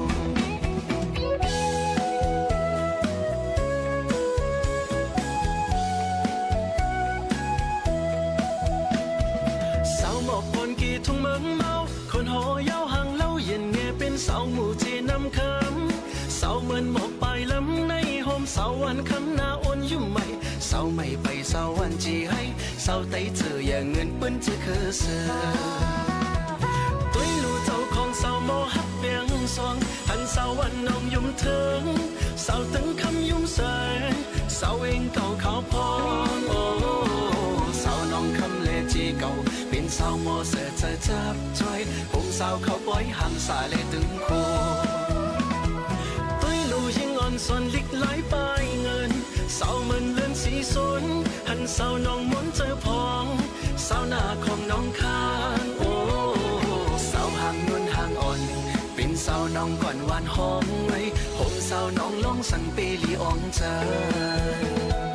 สาวห่างเล่าห่างสุขเป็นสาวเสียคนกุนให้ตีนมไอ้ไข่เมาเต้ที่เมืองลา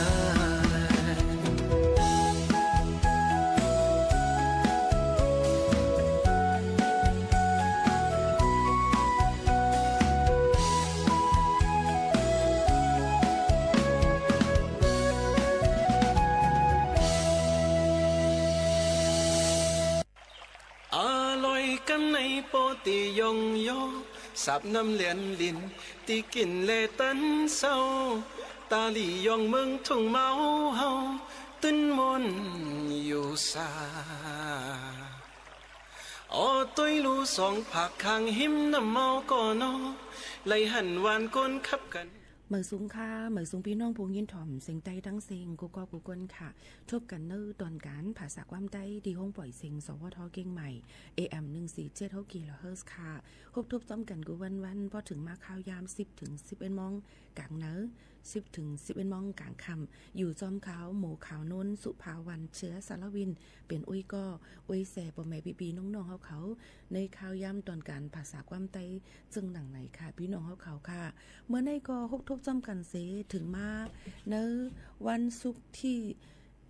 1 เหลือน11 ปีคริส2เฮงปลาย24ปีใต้2เฮง1ปากปลาย18ปีก็จ่าในเฮง3ปากปลาย86คู่ในค่ะพี่น้องเขาค่ะครบทบจำกันยาวในก็ค่ะพี่น้องเขานั้นมีลองกามลีมีสุนมีลาบตอนแต่วันอันเตมกูก็กูกวนเฮาพี่น้องเขานั้นให้เลยเปี่ยวมนในจัดปานในค่ะอันเลยอำลีก็ให้คามป่นมันกว่าเยี่ยวก็ให้สืบกว่าทั้งนั้นนั่นให้ลีเสวันต้อนเสเก่าในย้อนฝากความปั่นป้อนย้อนสู้ปั่นพี่น้องเขากูก็กูก้นตั้งมดตั้งเสียงอยู่ค่ะพี่น้องเขาค่ะชมอยู่ที่เลยตั้งเลยต้องตักกันเขามาไล่ค่ะผมส้มพับตอนกูก็ค่ะเนาะตอนแต่พี่น้องเขาอันจะเจอมาถ่อมในตอนการเขาค่ะเจอในเขาค่ะก็คัดเจอค่ะเนาะตอนแต่ให้พี่น้องเขานั่นเลยฮับผู้ให้เลยยินถ่อมจอมกันเสียอำกายังใครพี่น้องเขานั่นต่อไต่หมอกลัดถึงเขาค่ะนั่นขนาดว่าพี่น้องเขาถ่อมไว้อยู่ที่เลยตั้งเลยพองเจิมเจอในคัดเจอออกมาฝากตอนจุดกันกูก็กูก้นค่ะนะ ห่มจมเตๆวาวาในนั่นค่ะออนดังแนวค่ะเดี๋ยวมาด้วยข่าวเงาฟิงฟ้าราศีกันก่อนค่ะพี่น้องเขาค่ะก็เดมี่เนี่ยค่ะในวัน24 ชั่วโมงตั้งนาในค่ะพี่น้องเขาในข้าวตั้งนาในก็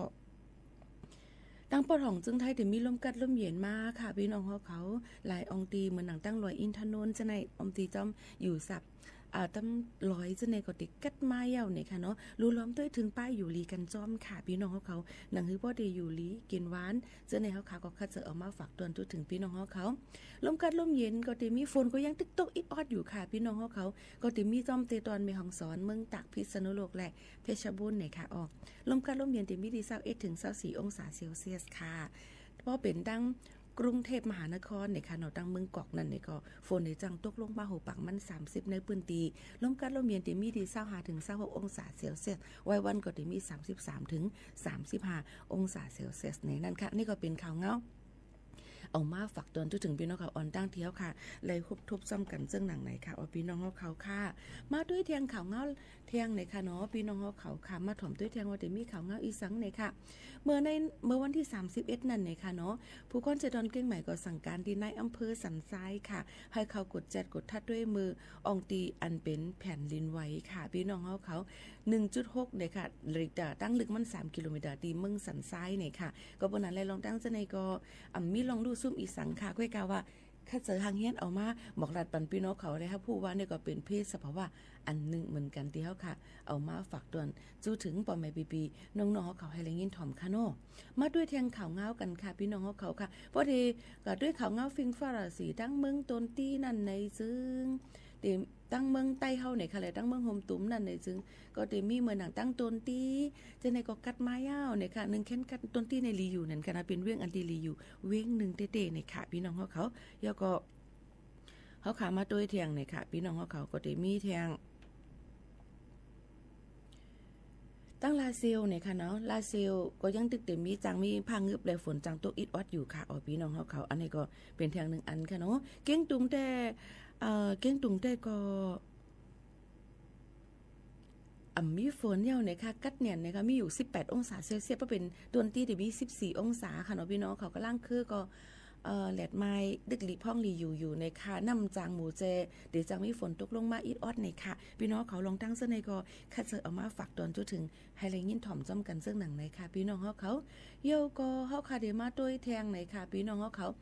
ลองเพศสภาวะแทงเหมือนกันในไฟกึ่งกลางใบตีเฮิรนต่อหน้านู้เนี่ยค่ะปอก1เว้งไรค่ะและไฟแต่ลูกไม้ตีแล้วนั่นก็อ่ำไปมีไผหู้ล้ำไรนั่นค่ะเนาะตั้งฝ่ายจุ่มแกดแคไฟเขาก็นิ่มพร้อมขึ้นตอนหน้านู้นนั่นเนี่ยก็จอยแค่ไฟเสอยู่เสียตาย้อนไฟลูกแห้งหนาแลโคขึ้นโคเย่ปากกว่าจ้อมไฟตั้งน้ำเนี่ยดาลิวเนี่ยก็เป็นลองดูซุ่มกันไว้อยู่ในนั่นค่ะพี่น้องเขามาฝากตอนจนถึงกันเที่ยงอันนึงค่ะเนาะเขาขามาหรือใจถ่อมด้วยเพ่งกว้างหวานโหถูกใจกันเที่ยงอีก่อนส่งขึ้นมาถ่อมด้วยข่าวเงาอันหางเฮียนเอามาฝากตอนจนถึงปอมเมปีน้องๆเขาในวันเมื่อในจังหนังไหนค่ะพี่น้องเขาค่ะเมื่อได้ภายในเป็นก้นกุศลกรรมลีนะคะเนาะก้นเฮามุงมองไว้ค่ะนะมุงมองไว้ว่าเดเลยเป็นก้นกรรมดีมุงมองไว้ว่าเดเป็นก้นก็อันดีมักมี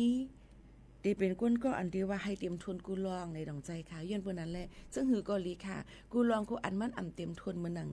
กังเจอเฮาเลยค่ะแล้วกูลองนั่นก็เพิ่นนั้นเฮาหลุมมอยอยู่จ้อมเงาลายอันมันเป็นอยู่นั่นก้อยไฮไลท์นั่นก้อยนี่นั่นค่ะสืบลือให้ลือใจถ่อมด้วยเพ่งความอันย้อนกันเข้ามากูไลเรดนะคะเรดนะคะเนาะใบซุงคาปิโมถ่อมปันยังเจออยู่ค่ะย้อนถ่อมความเข้ากัดเมืองไตสืบยินถ่อมจ้อมกันค่ะ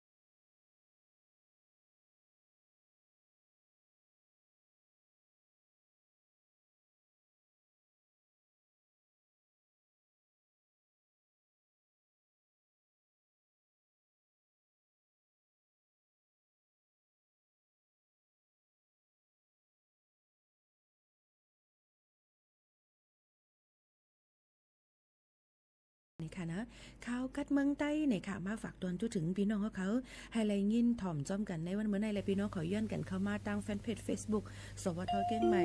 AM 1475 กิโลเฮิรตซ์ซึ่งหนังไหนค่ะเนาะฝากปันพี่น้องเขากูก็กูเกิลให้ไลยินถ่อมจ้อมกันซึ่งหนังไหนเยาค่ะเอาพี่น้องเขาค่ะไลก็ต้องถามกันเข้ามาหลายลองหลายอันเกี่ยวกับไปลองวัดไว้คุยกะว่าเกี่ยวกับไปลองวัดไว้พี่น้องเฮียงการอันก็ยินไว้นั่นเปิ้นเฮ็ดให้เยาตัวมือว่ายาวเนี่ยค่ะโดนตานี้อันไว้เฮียงการค่ะเนาะโดนตาวันเมื่อในนั่นเนี่ยก็เดเลยว่าเป็นวันใหม่เลือนใหม่แข่งเย้าเนี่ยค่ะก็ใครเอาเกี่ยวกับไปลองพี่น้องเขาได้ถามกันเข้ามาหลายรองหลายอันเกี่ยวกับเลยลองวัดไหวพี่น้องเฮียงการเฮาค้านั่นขนาดเนาะยก็เปิ้นก็ปันตื้อตางซึ่งหนังไหนค่ะเอาพี่น้องเขาค่ะมาถ่อมซ้ำกันค่ะข่าวทางกรมประชาสัมพันธ์เนี่ยค่ะเนาะบอกลาดไว้ว่ายกติปางกลุ่มกันเนี่ยค่ะเนาะจุ้มพ่องหลวงเมืองไทยพร้อมเลยเจอตาได้เฮ็ดปันวัดไว้เหมือผางไทยปันปุ่นตากน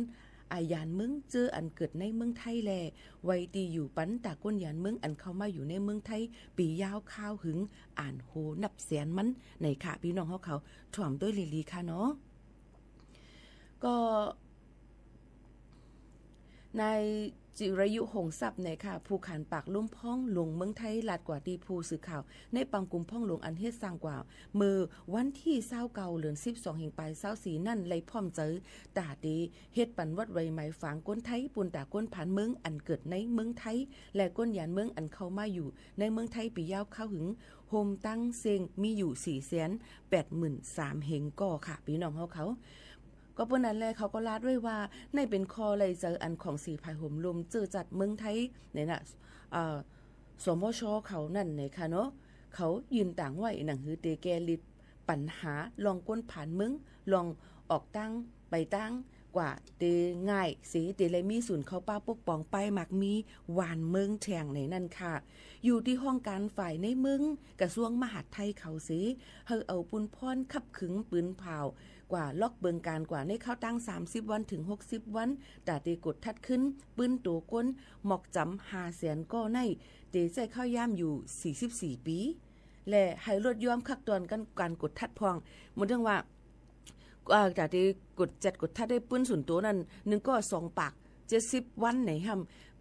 จำปีหลงใจเพราะวันนำแต่นั้นก็ตีมีอยู่มอก44ปีเปิ้นก็ให้ลดยอมลงมาจังหนังไหนค่ะให้มันหรือในข่าวต่างหมอก5วันจังหนังไหนค่ะพี่น้องเขาอยู่ที่ห้องการเจ้าในเสเนี่ยค่ะพี่น้องเขาค่ะขับตวนกดทัดมันนั่นก็ให้เปิ้นลดยอมนั่นค่ะเนาะผู้เจออันเกี่ยวข้องป้าในเปิงเปลี่ยนอันเปิ้นตำมะวางไว้ปันนั่นซ้ำเตมีจังหือพองหลาเนี่ยค่ะพี่น้องมีอยู่4จุ้มจ้อมกันค่ะพี่น้องเขามีอยู่4จุ้มจ้อมกันเนี่ยค่ะเนาะพี่น้องเขาค่ะที่เป็นจุ้มมีสั่งพองหลาเนี่ยจุ้มที่1นั่นพี่น้องเขาจุ้มที่1นั่นในนั่นค่ะก็จะเป็นกวนอันยานเมืองอันเข้ามาอยู่ในเมืองไทยในปีเครด1เฮงเก่าปาก84ถึง1999นี่มีอยู่120,000ก่อ1เฮงเก่าปาก84ก็จะเป็น2เฮง5ปาก2เฮง5ปาก27เตมาต่อถึงนั่นค่ะเนาะพี่น้องเขาค่ะอันนี้เฮาลัดปันปีเครดมันค่ะเนาะพี่น้องเขาค่ะเย้าก็จุ่มที่2ก้นอันยานเมืองอันเข้ามาอยู่ในเมืองไทยในปีเครด2เฮง5ต่อถึง2เฮง11มีอยู่215,000 เฮงก่อค่ะพี่น้องเขาจุ่มที่3เป็นลูกหลานจุ่ม1และจุ่ม2อันเกิดในเมืองไทยมีอยู่ 29,000 เฮงก่อจุ่มที่4ซ้ำเป็นก้นอันผ่านเมืองอำฮู้ว่าเป็นก้นเมืองเหลอเสมาเกิดในเมืองไทย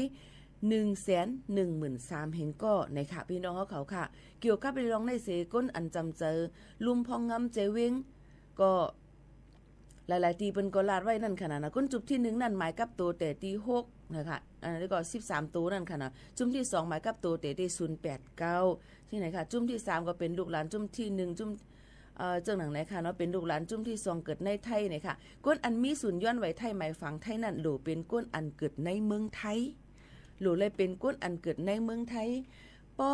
ไล่เกิดในเมืองไทยแต่ไล่ไว้ถิ่นที่อยู่ถาวรไหนค่ะต่างดาวถาวรนั่นขนาดเนาะอยู่เลยเมืองไทยเลยตาสิใครง่ายเหมือนพาสปอร์ตกล้วยกาตาตีไล่ไว้ซึ่งนั้นหึงนั้นน่ะกำพองต่างไว้เป็น 4-5 ปียังไปไล่ในก็มีมาในค่ะพี่น้องเขาก้นก็ลองในก็ มันก็อ่ำจะเป็นรองใหม่ตอนตาเปิ้นตีกดทัดกดแจดและเปิ้นตีเพิ่มปันนั่นเลยค่ะมีมาเจมไหลค่ะเขาก็เฮ็ดปันหึงน่านเดียวค่ะอ่านโฮปีมันแลหนังฮือป้อตีเจียวแลไหลนั่นเลยค่ะเขาก็ตี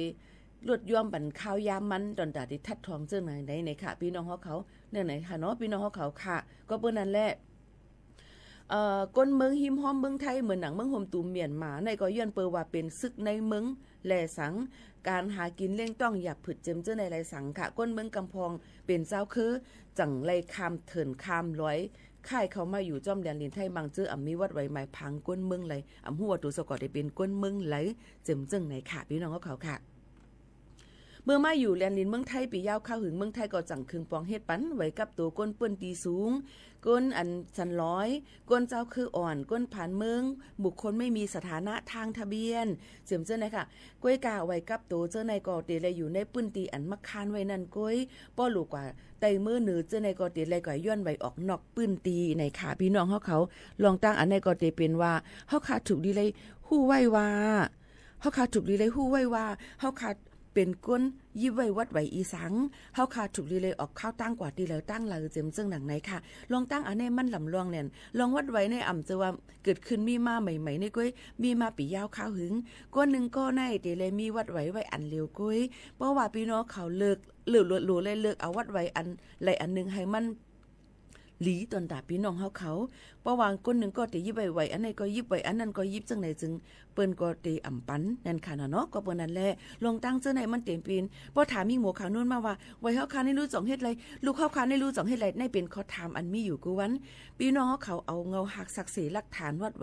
ว้เกิดลูกพี่นางเฮาเขาพี่น้องเฮาเขานั่นเสียเพราะว่ามันเขา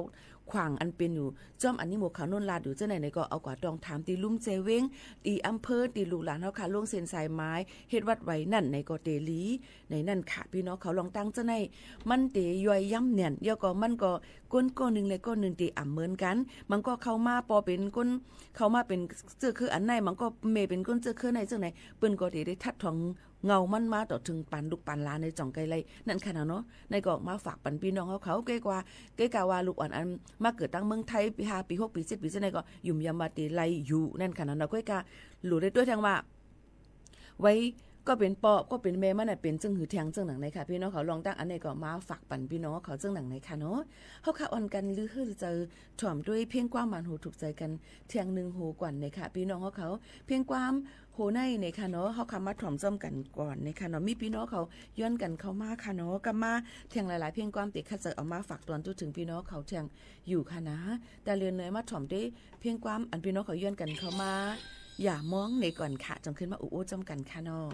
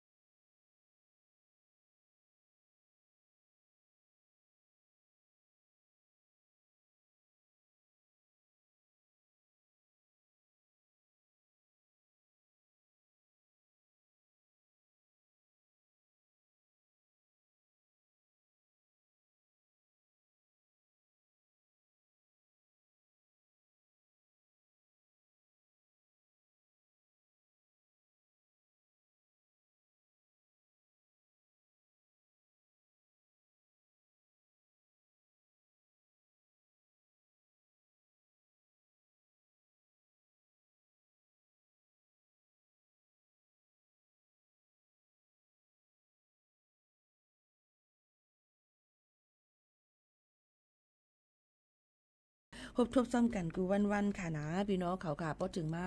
ข่าวยาม10 ถึง 11 โมงกลางเนอและกลางค่ำซึ่งหนังไหนค่ะโซกาวงวางเนยเนี่ยค่ะเฮาค่ะมันเข้ามาในข้าวกัดเดียวค่ะนะพี่น้องเขาค่ะเข้ามาในข้าวกัดเดียวพี่น้องเขาค่ะรู้อยู่ตีไหลพองจ่องไปเข้ากัดกันยาว5บ่กัดก็รู้เลยรู้ล้อมด้วยถึงปีๆน้องๆเฮาเขาให้เต็มโทนในนั่นค่ะพี่น้องเขาคัดเจอมาฝากตอนถึงพี่น้องเขาให้เลยยินถ่อมซ้ำกันซึ่งหนังไหนค่ะนะกูก็กูกวนค่ะพี่น้องเขาค่ะเยอะก็เดี๋ยวมาด้วยเนี่ยค่ะพี่น้องเขาตอนแต่วัดไว้ประกันสังคมเนี่ยค่ะพี่น้องเขาวัดไว้ประกันสังคมทางอิดอ่อนนึงเนี่ยค่ะก็บอกใครคู่เพิ่มเติมอันที่หลักกว่าเมื่อไกลเขาค่ะขึ้นอุปโภคจำกันแทงกำหนึ่งอันในตาเลียวในมาถ่อมได้ลองวัดไว้ประกันสังคมกันก่อนค่ะเปิ้นภายตั้งการประกันสังคมเขาลดย่อมปันเงินส่งตา6 เดือนเนี่ยค่ะพี่น้องเขาในก็จอยแถมก้นอันเป็นลูกจุ่มประกันสังคมเมืองหนังมาตรา33และ39เจอทบเพนำชมตรา41เจดอนและเจ้าไหนค่ะเนาะไล่ลดย่อมปันเงินส่งประกันสังคมลูกที่ 5% เป็น 3% นั่นขนาดตา6 เดือนค่ะพี่น้องเขาได้เอาเดือน10เดือนตุลาคมปนมาในค่ะเนาะเดือน10 2 เฮงปลาย24ถึงเดือนมีนาคมเดือน3อิงเกรด2 เฮงปลาย25ลดย่อมปันเงินส่งประกันสังคมให้เป็น 3% นายจ้างใส่ 3% ลูกจ้างก็ใส่ 3%ลุงปองจึงใส่ 2.75% ค่ะว่าเป็นปึงอันเปิ้นตำวางไว้นั่นแต่ก็นายจ้างใส่ 5% นั่นค่ะเนาะก็เปิ้นนั่นแหละลองตั้งจังได๋เปิ้นก็ลดย่อมปันเมื่อให้พี่น้องเขานั้นให้เลยง่ายลมเจอตอนตาในอองตีปื้นตีอันในฮบทุบเพนำทมแลมีไว้วัดไว้ประกันสังคมมาตรา33ถึงและ39นั่นในนั่นค่ะพี่น้องเขาในก็เป็นลองวัดไว้เอามาฝากตอนถึงพี่น้องเขาให้เลยยินถ่อมจอมกันแทงซึ่งหนังไหนค่ะพี่น้องเขาค่ะตั้งใจดอนเก้งไหวหางเฮียนตอนแต่ที่ห้องหับนักท่องเที่ยวมาแอลเลค่ะเนาะพี่น้องเขาค่ะพี่น้องเขาอันไหนก็เคยพี่น้องเขานั่นคัดเจอนี่ค่ะเนาะตอนตาดีหางเฮียนกันไว้เพราะว่าที่มาแอลเลนะคะเปิ้นก็นี่จังหือพองในเจมจังได๋ก็เปิ้นก็ติมีคนมาแอลเลนำคนต่างจึงเมืองก็ติมาเฮาค่ะก็รู้เลยมาอยู่มากินอย่าก็อย่าไปสังว่าเป็นเจ้าเฮือนก็หรือเป็นเจ้าเฮือนตีลีสังว่าเป็นแขกก็รู้เลยมาแอลเลหรือลองตั้งอันลีในมันก็ติง่ายลงใจตอนน่ะก้นเหล่แหละเจ้าเฮือนนั่นเดียวค่ะพี่น้องเขาค่ะเยอะก็มันเตมีค่ะตอนดักโครงการจอมพ่องหลวงเมืองจึงไทยเปิ้นเตมีแอลเหนือคนละครึ่งนี่ค่ะพี่น้องเขาค่ะเตลงเซ็นสายไม้หับศูนย์ไล่เตเอาวันที่1เหลือนในกว่าข้าวยามหาโมงกลางค่ำนั่นค่ะเนาะพี่น้องเขาค่ะลองตั้งจึงหนังไหนค่ะเนาะก็เปิ้นนั่นแหละคนแอลเหนือคนละครึ่งอันว่านั่นนี่ค่ะอันนี้ก็มีมาแทงผู้เหลอเผอมีวัดไว้นั่นค่ะนะคนไทยนั่นค่ะเนาะตีอันอ้นสัญชาติยาวหามีวัดไว้ไทยหาเจิมจังได๋ก็หางเฮียนกันไว้ตอนตาที่แอลเลก็กึ่งอามาได้เป็นอองตีอยู่อามาได้เป็นห้องลือตีอยู่ห้องลือเศร้าห้องแอลแลที่ตั้งกินเสียงตั้งกินในมันจังว่าจ่ายกึ่งนั่นค่ะเนาะมันก็ตีง่ายซึ่งหนังไหนค่ะมันก็ตีเป็นแอลในคนละครึ่งก็กะว่ามันมีกูตีมันตีมีว่าโครงการนั้นมันตีมีอองตีไหลพองในก็เช็คไหลนั่นค่ะเนาะพี่น้องเขาค่ะซึ่งหนังไหนค่ะลงในก็มาฝากตอนถึงพี่น้องเขาให้เลยยินถ่อมจ้อมกันซึ่งหนังไหนค่ะสืบลือให้ลือใจถ่อมด้วยเทียงเพียงความหวานหูถูกใจกันทุกวันค่ะเนาะพี่น้องเขาค่ะส่งขึ้นมาอุบโอตรงตักจ้อมกันเทียงกำหนึ่งค่ะพี่น้องเขาค่ะสืบยินถ่อมจ้อมกันค่ะเพียงความหัวในที่เป็นเพียงความอันในชื่อว่าห้องฝักปันเหมาเนี่ยค่ะว่าเหมาจังหือหลายๆในนั่งเข็มคำห้องไว้สืบยินถ่อมจ้อมกันค่ะ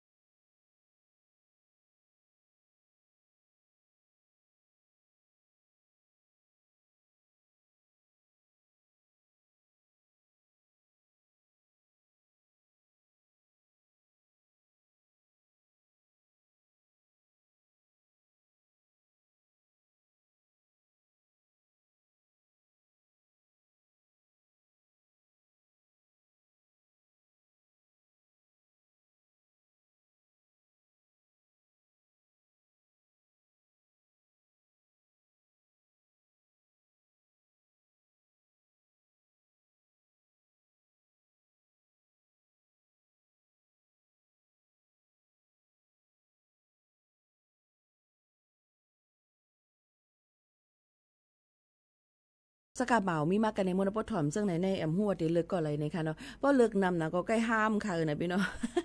รู้เลยเป็นเช่นนั้นเป็นเช่นไหนคนอื่นมาอ้างไกลซึ่งก็ยาวป้องเป็นหมาป้องเป็นผู้ใจก็ยาวทำเดเลยว่าในเที่ยงมันจะว่าได้เป็นซึ่งก็การมันอยู่ที่ว่าใจเฮาก้นสองก็เดเลิกกันยาวก็เดเกลียดกันยาวก็เดอยู่ซ้อมกันไรปียาวข้าหึงกันนั่นก็ค่ะคุณลองมันอยู่ที่ก้นสองก็เว้ย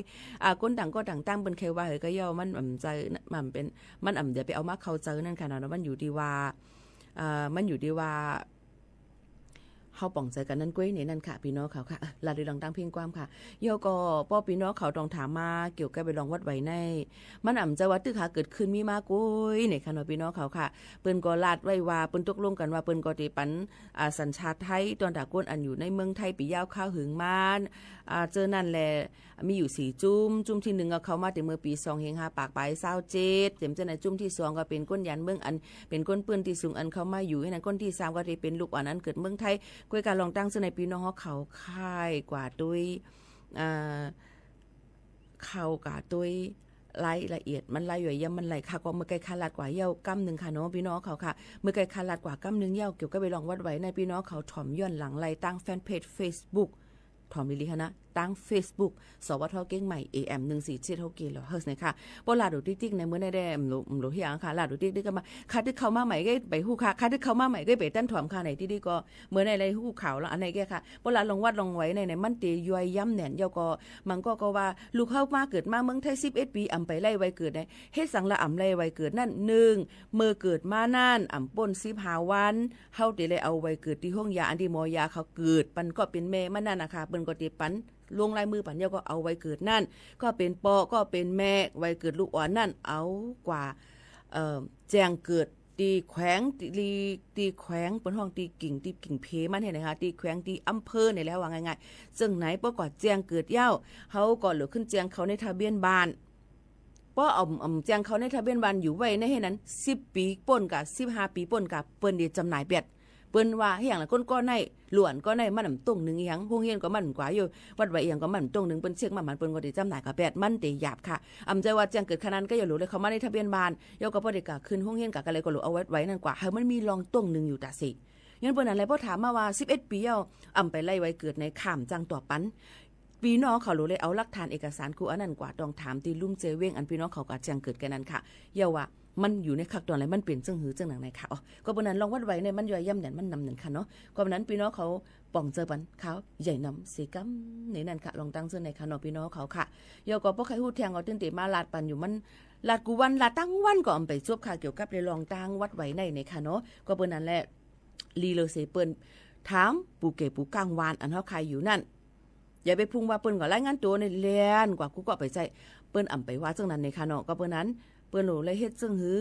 อองตีเฮาจ่องเปิ้นห้อง5จ่องเปิ้นมีตื้อตั้งจังหือ5เฮาโหเลยกับ3บ่เฮาก็เหตุการณ์ต่างที่เฮาก็โหเลยกับ10กับ3ผู้ใหญ่วันผู้เก็บผู้กลางเขานั่นค่ะนะเปิ้นก็ติลาดเฮามาที่ห้องเฮามาอย่าไปเฮ็ดเดียวหายซอยลงกว่าให้ในเปิ้นก็ฮู้ติดตามเฮาจังหือในนั่นค่ะเนาะลองตั้งอันไหนค่ะพี่น้องเฮาเขาค่ะ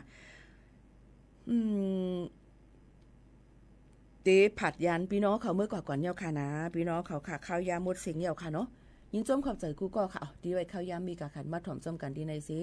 เฮยอยู่ลีก้างยานเพ่เขียนกันกูก็กูก้นค่ะผัดมือดังเพียงความกุดใบอย่าไปลืมเนี่ยค่ะตอนแต่เพียงความอันย่นกันเข้ามาแทงตั้งน้ำนั่นตั้นเปิดปัญญาค่ะนะข้าวยามมันนั่นค่ะเนาะถ่อมได้เพียงความหูในสิผัดยันมือเยาค่ะไม่สูงค่ะ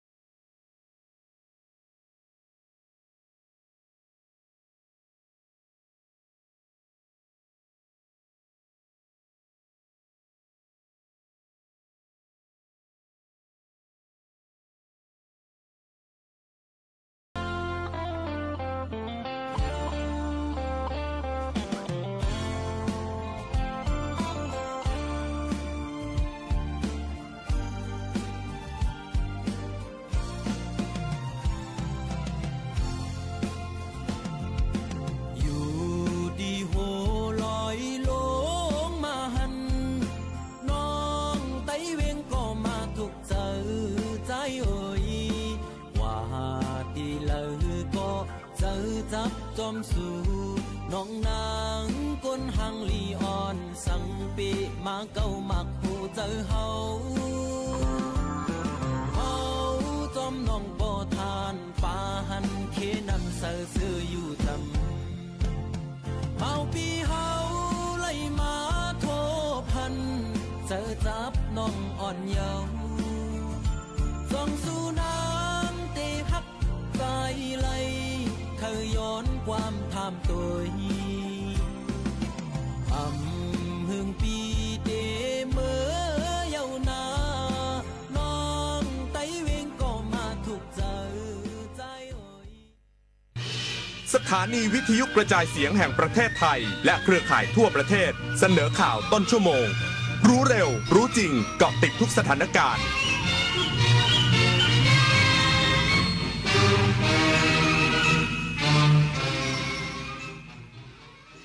รับฟังข่าวต้นชั่วโมง 23 นาฬิกากับพฤทธิ์แก้วพิบูลครับนายกรัฐมนตรีติดตามกระบวนการบำบัดฟื้นฟูผู้ติดยาเสพติดโครงการมินิธัญรักษ์พร้อมให้กำลังใจผู้เข้าบำบัดยาเสพติดยืนยันรัฐบาลจะทำให้ยาเสพติดหมดไปเพื่อลดปัญหาให้กับประชาชนอีกสักครู่กลับมาติดตามรายละเอียดพร้อมกับข่าวอื่นๆที่น่าสนใจกันครับโครงการพัฒนาระบบกสิกรรมด้วยศาสตร์พระราชาช่วยส่งเสริมอาชีพให้เกษตรกรโดยรวมกลุ่มเพื่อช่วยเหลือตนเองและช่วยเหลือซึ่งกันและกันให้มีความเป็นอยู่ที่ดีสร้างความเข้มแข็งในระดับชุมชนแต่ละพื้นที่อย่างเหมาะสมต่อเนื่องสู่การพัฒนาที่ยั่งยืนเพื่อให้เกษตรกรสามารถดำเนินชีวิตได้อย่างมั่นคงด้วยหลักเศรษฐกิจพอเพียงศาสตร์พระราชาปวงประชาเปี่ยมสุขไม่มีฟันกินอะไรก็ไม่อร่อยกระแสพระราชดำรัสพระบาทสมเด็จพระบรมชนกาธิเบศรมหาภูมิพลอดุลยเดชมหาราชบรมนาถบพิตรก่อให้เกิดโครงการรากฟันเทียมพระราชทานจากน้ำพระราชฤทัยที่ทรงห่วงใยราษฎรผู้สูญเสียฟันแต่ขาดโอกาสในการรักษาให้กลับมามีสุขภาพช่องปากที่ดีมีรอยยิ้มที่สดใสกินข้าวได้อร่อยรากฟันเทียมความสุขพระราชทานบุญมาเจอกระเป๋าสตางค์ตกอยู่ในโรงเรียนมีเงินอยู่หลายพันบาทจึงรีบไปแจ้งคุณครูและประกาศตามหาเจ้าของจนเจอเพราะบุญมามีความซื่อสัตย์สุจริตมานีตั้งใจเรียนรักษาความสะอาดทั้งที่บ้านและที่โรงเรียนคอยช่วยเหลือเพื่อนและคุณครูเมื่อกลับบ้านก็ช่วยเหลืองานพ่อแม่เพราะมานีมีความรับผิดชอบและมีน้ำใจร่วมกันส่งเสริมและสร้างเด็กดีเพื่ออนาคตประเทศไทย1 ปีของคน2 คนนางสาวเอสิ้นเดือนเงินเดือนออกแล้วช้อปปิ้งสังสรรค์เงินไม่พอรูดปืดใช้เงินเกินตัวมาดูนางสาวบีสิ้นเดือนเก็บ 20% ของเงินเดือนทำบัญชีค่าใช้จ่ายอยู่อย่างพอเพียงผ่านไป1 ปีนางสาวบีมีเงินเก็บแต่นางสาวเอเป็นหนี้หัวโตค่ะแค่คิดชีวิตก็มีเงินนางสาวแพทองธารชินวัตรนายกรัฐมนตรีลงพื้นที่ติดตามกระบวนการบำบัดฟื้นฟูผู้ติดยาเสพติดของโครงการมินิธัญรักษ์ณค่ายสมเด็จพระพุทธยอดฟ้าจุฬาโลกมหาราชตำบลโพไสอำเภอศรีสมเด็จจังหวัด101พร้อมให้กำลังใจผู้เข้าบำบัดยาเสพติดยืนยันรัฐบาลจะทำให้ยาเสพติดหมดไปเพื่อลดปัญหาให้กับประชาชนผู้ว่าราชการจังหวัดจันทบุรีสั่งการให้ในอำเภอเมืองจันทบุรีดำเนินการตามกฎหมายอย่างเคร่งครัดหลังกรมการปกครองบุกจับผับชื่อดังกลางเมืองพบมีนักท่องเที่ยวปัสสาวะสีม่วงถึง96 รายและมีเยาวชนอายุต่ำกว่า20 ปีเข้าใช้บริการผู้ว่าราชการจังหวัดจันทบุรีกล่าวอีกว่าที่ผ่านมาทางจังหวัดได้เฝ้าระวังและตรวจสอบสถานประกอบการอย่างสม่ำเสมอเพื่อป้องกันการกระทำผิดกฎหมายและการละเมิดสิทธิของเยาวชนโดยได้กำชับให้ในอำเภอดำเนินการตามกฎหมายโดยไม่ละเว้นใครผิดเป็นไปตามผิดขณะนี้ได้สั่งการให้มีการดำเนินคดีตามขั้นตอนทางกฎหมายแล้วจังหวัดพังงาเชิญชวนชาวพังงาร่วมโครงการเดินวิ่งปั่นป้องกันอัมพาตครั้งที่10ณสวนสมเด็จพระศรีนครินทร์อำเภอเมืองจังหวัดพังงาในวันพรุ่งนี้ตั้งแต่เวลา 18 นาฬิกาเป็นต้นไปทั้งนี้ประชาชนและผู้สนใจร่วมกิจกรรมขอให้ใส่เสื้อโทนสีเหลืองเข้าร่วมกิจกรรมโดยพร้อมเพรียงกัน รองผู้ว่าราชการจังหวัดลำปางรักษาราชการแทนผู้ว่าราชการจังหวัดลำปางชวนชาวลำปางร่วมเป็นเจ้าภาพที่ดีต้อนรับนักกีฬาจาก15จังหวัดในการแข่งขันกีฬาเยาวชนแห่งชาติรอบคัดเลือกภาค5ครั้งที่40ลำปางเกมส์ณมหาวิทยาลัยการกีฬาแห่งชาติวิทยาเขตลำปางระหว่างวันที่ 1-10 พฤศจิกายนนี้จังหวัดนครศรีธรรมราชประชุมซักซ้อมกิจกรรมสืบสานประเพณีลอยกระทงจังหวัดนครศรีธรรมราชและพิธีอัญเชิญพระประทีปพระราชทานสมเด็จพระกนิษฐาธิราชเจ้ากรมสมเด็จพระเทพรัตนราชสุดาสยามบรมราชกุมารีประจำปี 2567 ในวันที่ 15 พฤศจิกายนนี้ณสวนสาธารณะศรีธรรมาโศกราชเทศบาลนครศรีธรรมราชเพื่อให้การประกอบพิธีเป็นไปอย่างสมพระเกียรติกกต.นครศรีธรรมราชเผยความคืบหน้าการเลือกตั้งนายกอบจ.นครศรีธรรมราช 2567 หลังจากที่ได้มีการเปิดรับสมัครไปเมื่อวันที่ 14-18 ตุลาคมที่ผ่านมาโดยผู้อำนวยการการเลือกตั้งประจำองค์การบริหารส่วนจังหวัดนครศรีธรรมราชได้ทำการตรวจสอบคุณสมบัติลักษณะต้องห้ามต่างๆและผ่านเกณฑ์การรับสมัครทุกคนทั้งนี้ผู้สมัครทุกคนตลอดจนผู้ที่เกี่ยวข้องได้มีการเข้าร่วมกิจกรรมให้ความรู้ให้เข้าใจถึงระเบียบกฎหมายและประกาศต่างๆที่กำหนดไว้สำหรับการหาเสียงให้มีความถูกต้องและเป็นไปด้วยความเรียบร้อย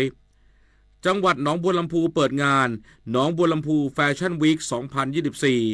จุดประกายแฟชั่นหนองบัวลำพูสู่เวทีโลกในวันที่ 1-7 พฤศจิกายนนี้สำหรับไฮไลท์ของงานในวันนี้จะได้พบกับแนท อนิพรเฉลิมบูรณวงศ์Miss Universe Thailand 2015 ที่จะสวมใส่ผ้าทอหนองบัวลำพูเดินแฟชั่นโชว์ซึ่งจังหวัดหนองบัวลำพูได้ให้ความสำคัญในเรื่องผ้าและพร้อมที่จะเป็นเมืองแฟชั่นผ้าทอพื้นเมืองเพื่อกระตุ้นเศรษฐกิจของจังหวัดสำนักงานเทศบาลเมืองเลยเดินหน้าส่งเสริมและสนับสนุนการบริการจัดการขยะมูลฝอยภายในเขตเทศบาลเมืองเลยผ่านแผนปฏิบัติการเมืองเลยเมืองสะอาดโดยรณรงค์ให้มีการคัดแยกขยะภายใต้หลัก3 ช.ใช้น้อยใช้ซ้ำและนำกลับมาใช้ใหม่หรือ 3R Reduce Reuse Recycle มุ่งเป้าสู่สำนักงานปลอดขยะ Zero Waste Office สร้างวินัยจัดการขยะมูลฝอยของชุมชนจบข่าวพฤทธิ์แก้วพิบูลอ่านรับฟังข่าวครั้งต่อไปเวลา 6 นาฬิกาติดตามข่าวที่นำเสนอไปแล้วได้ที่ www.thainews.prd.go.th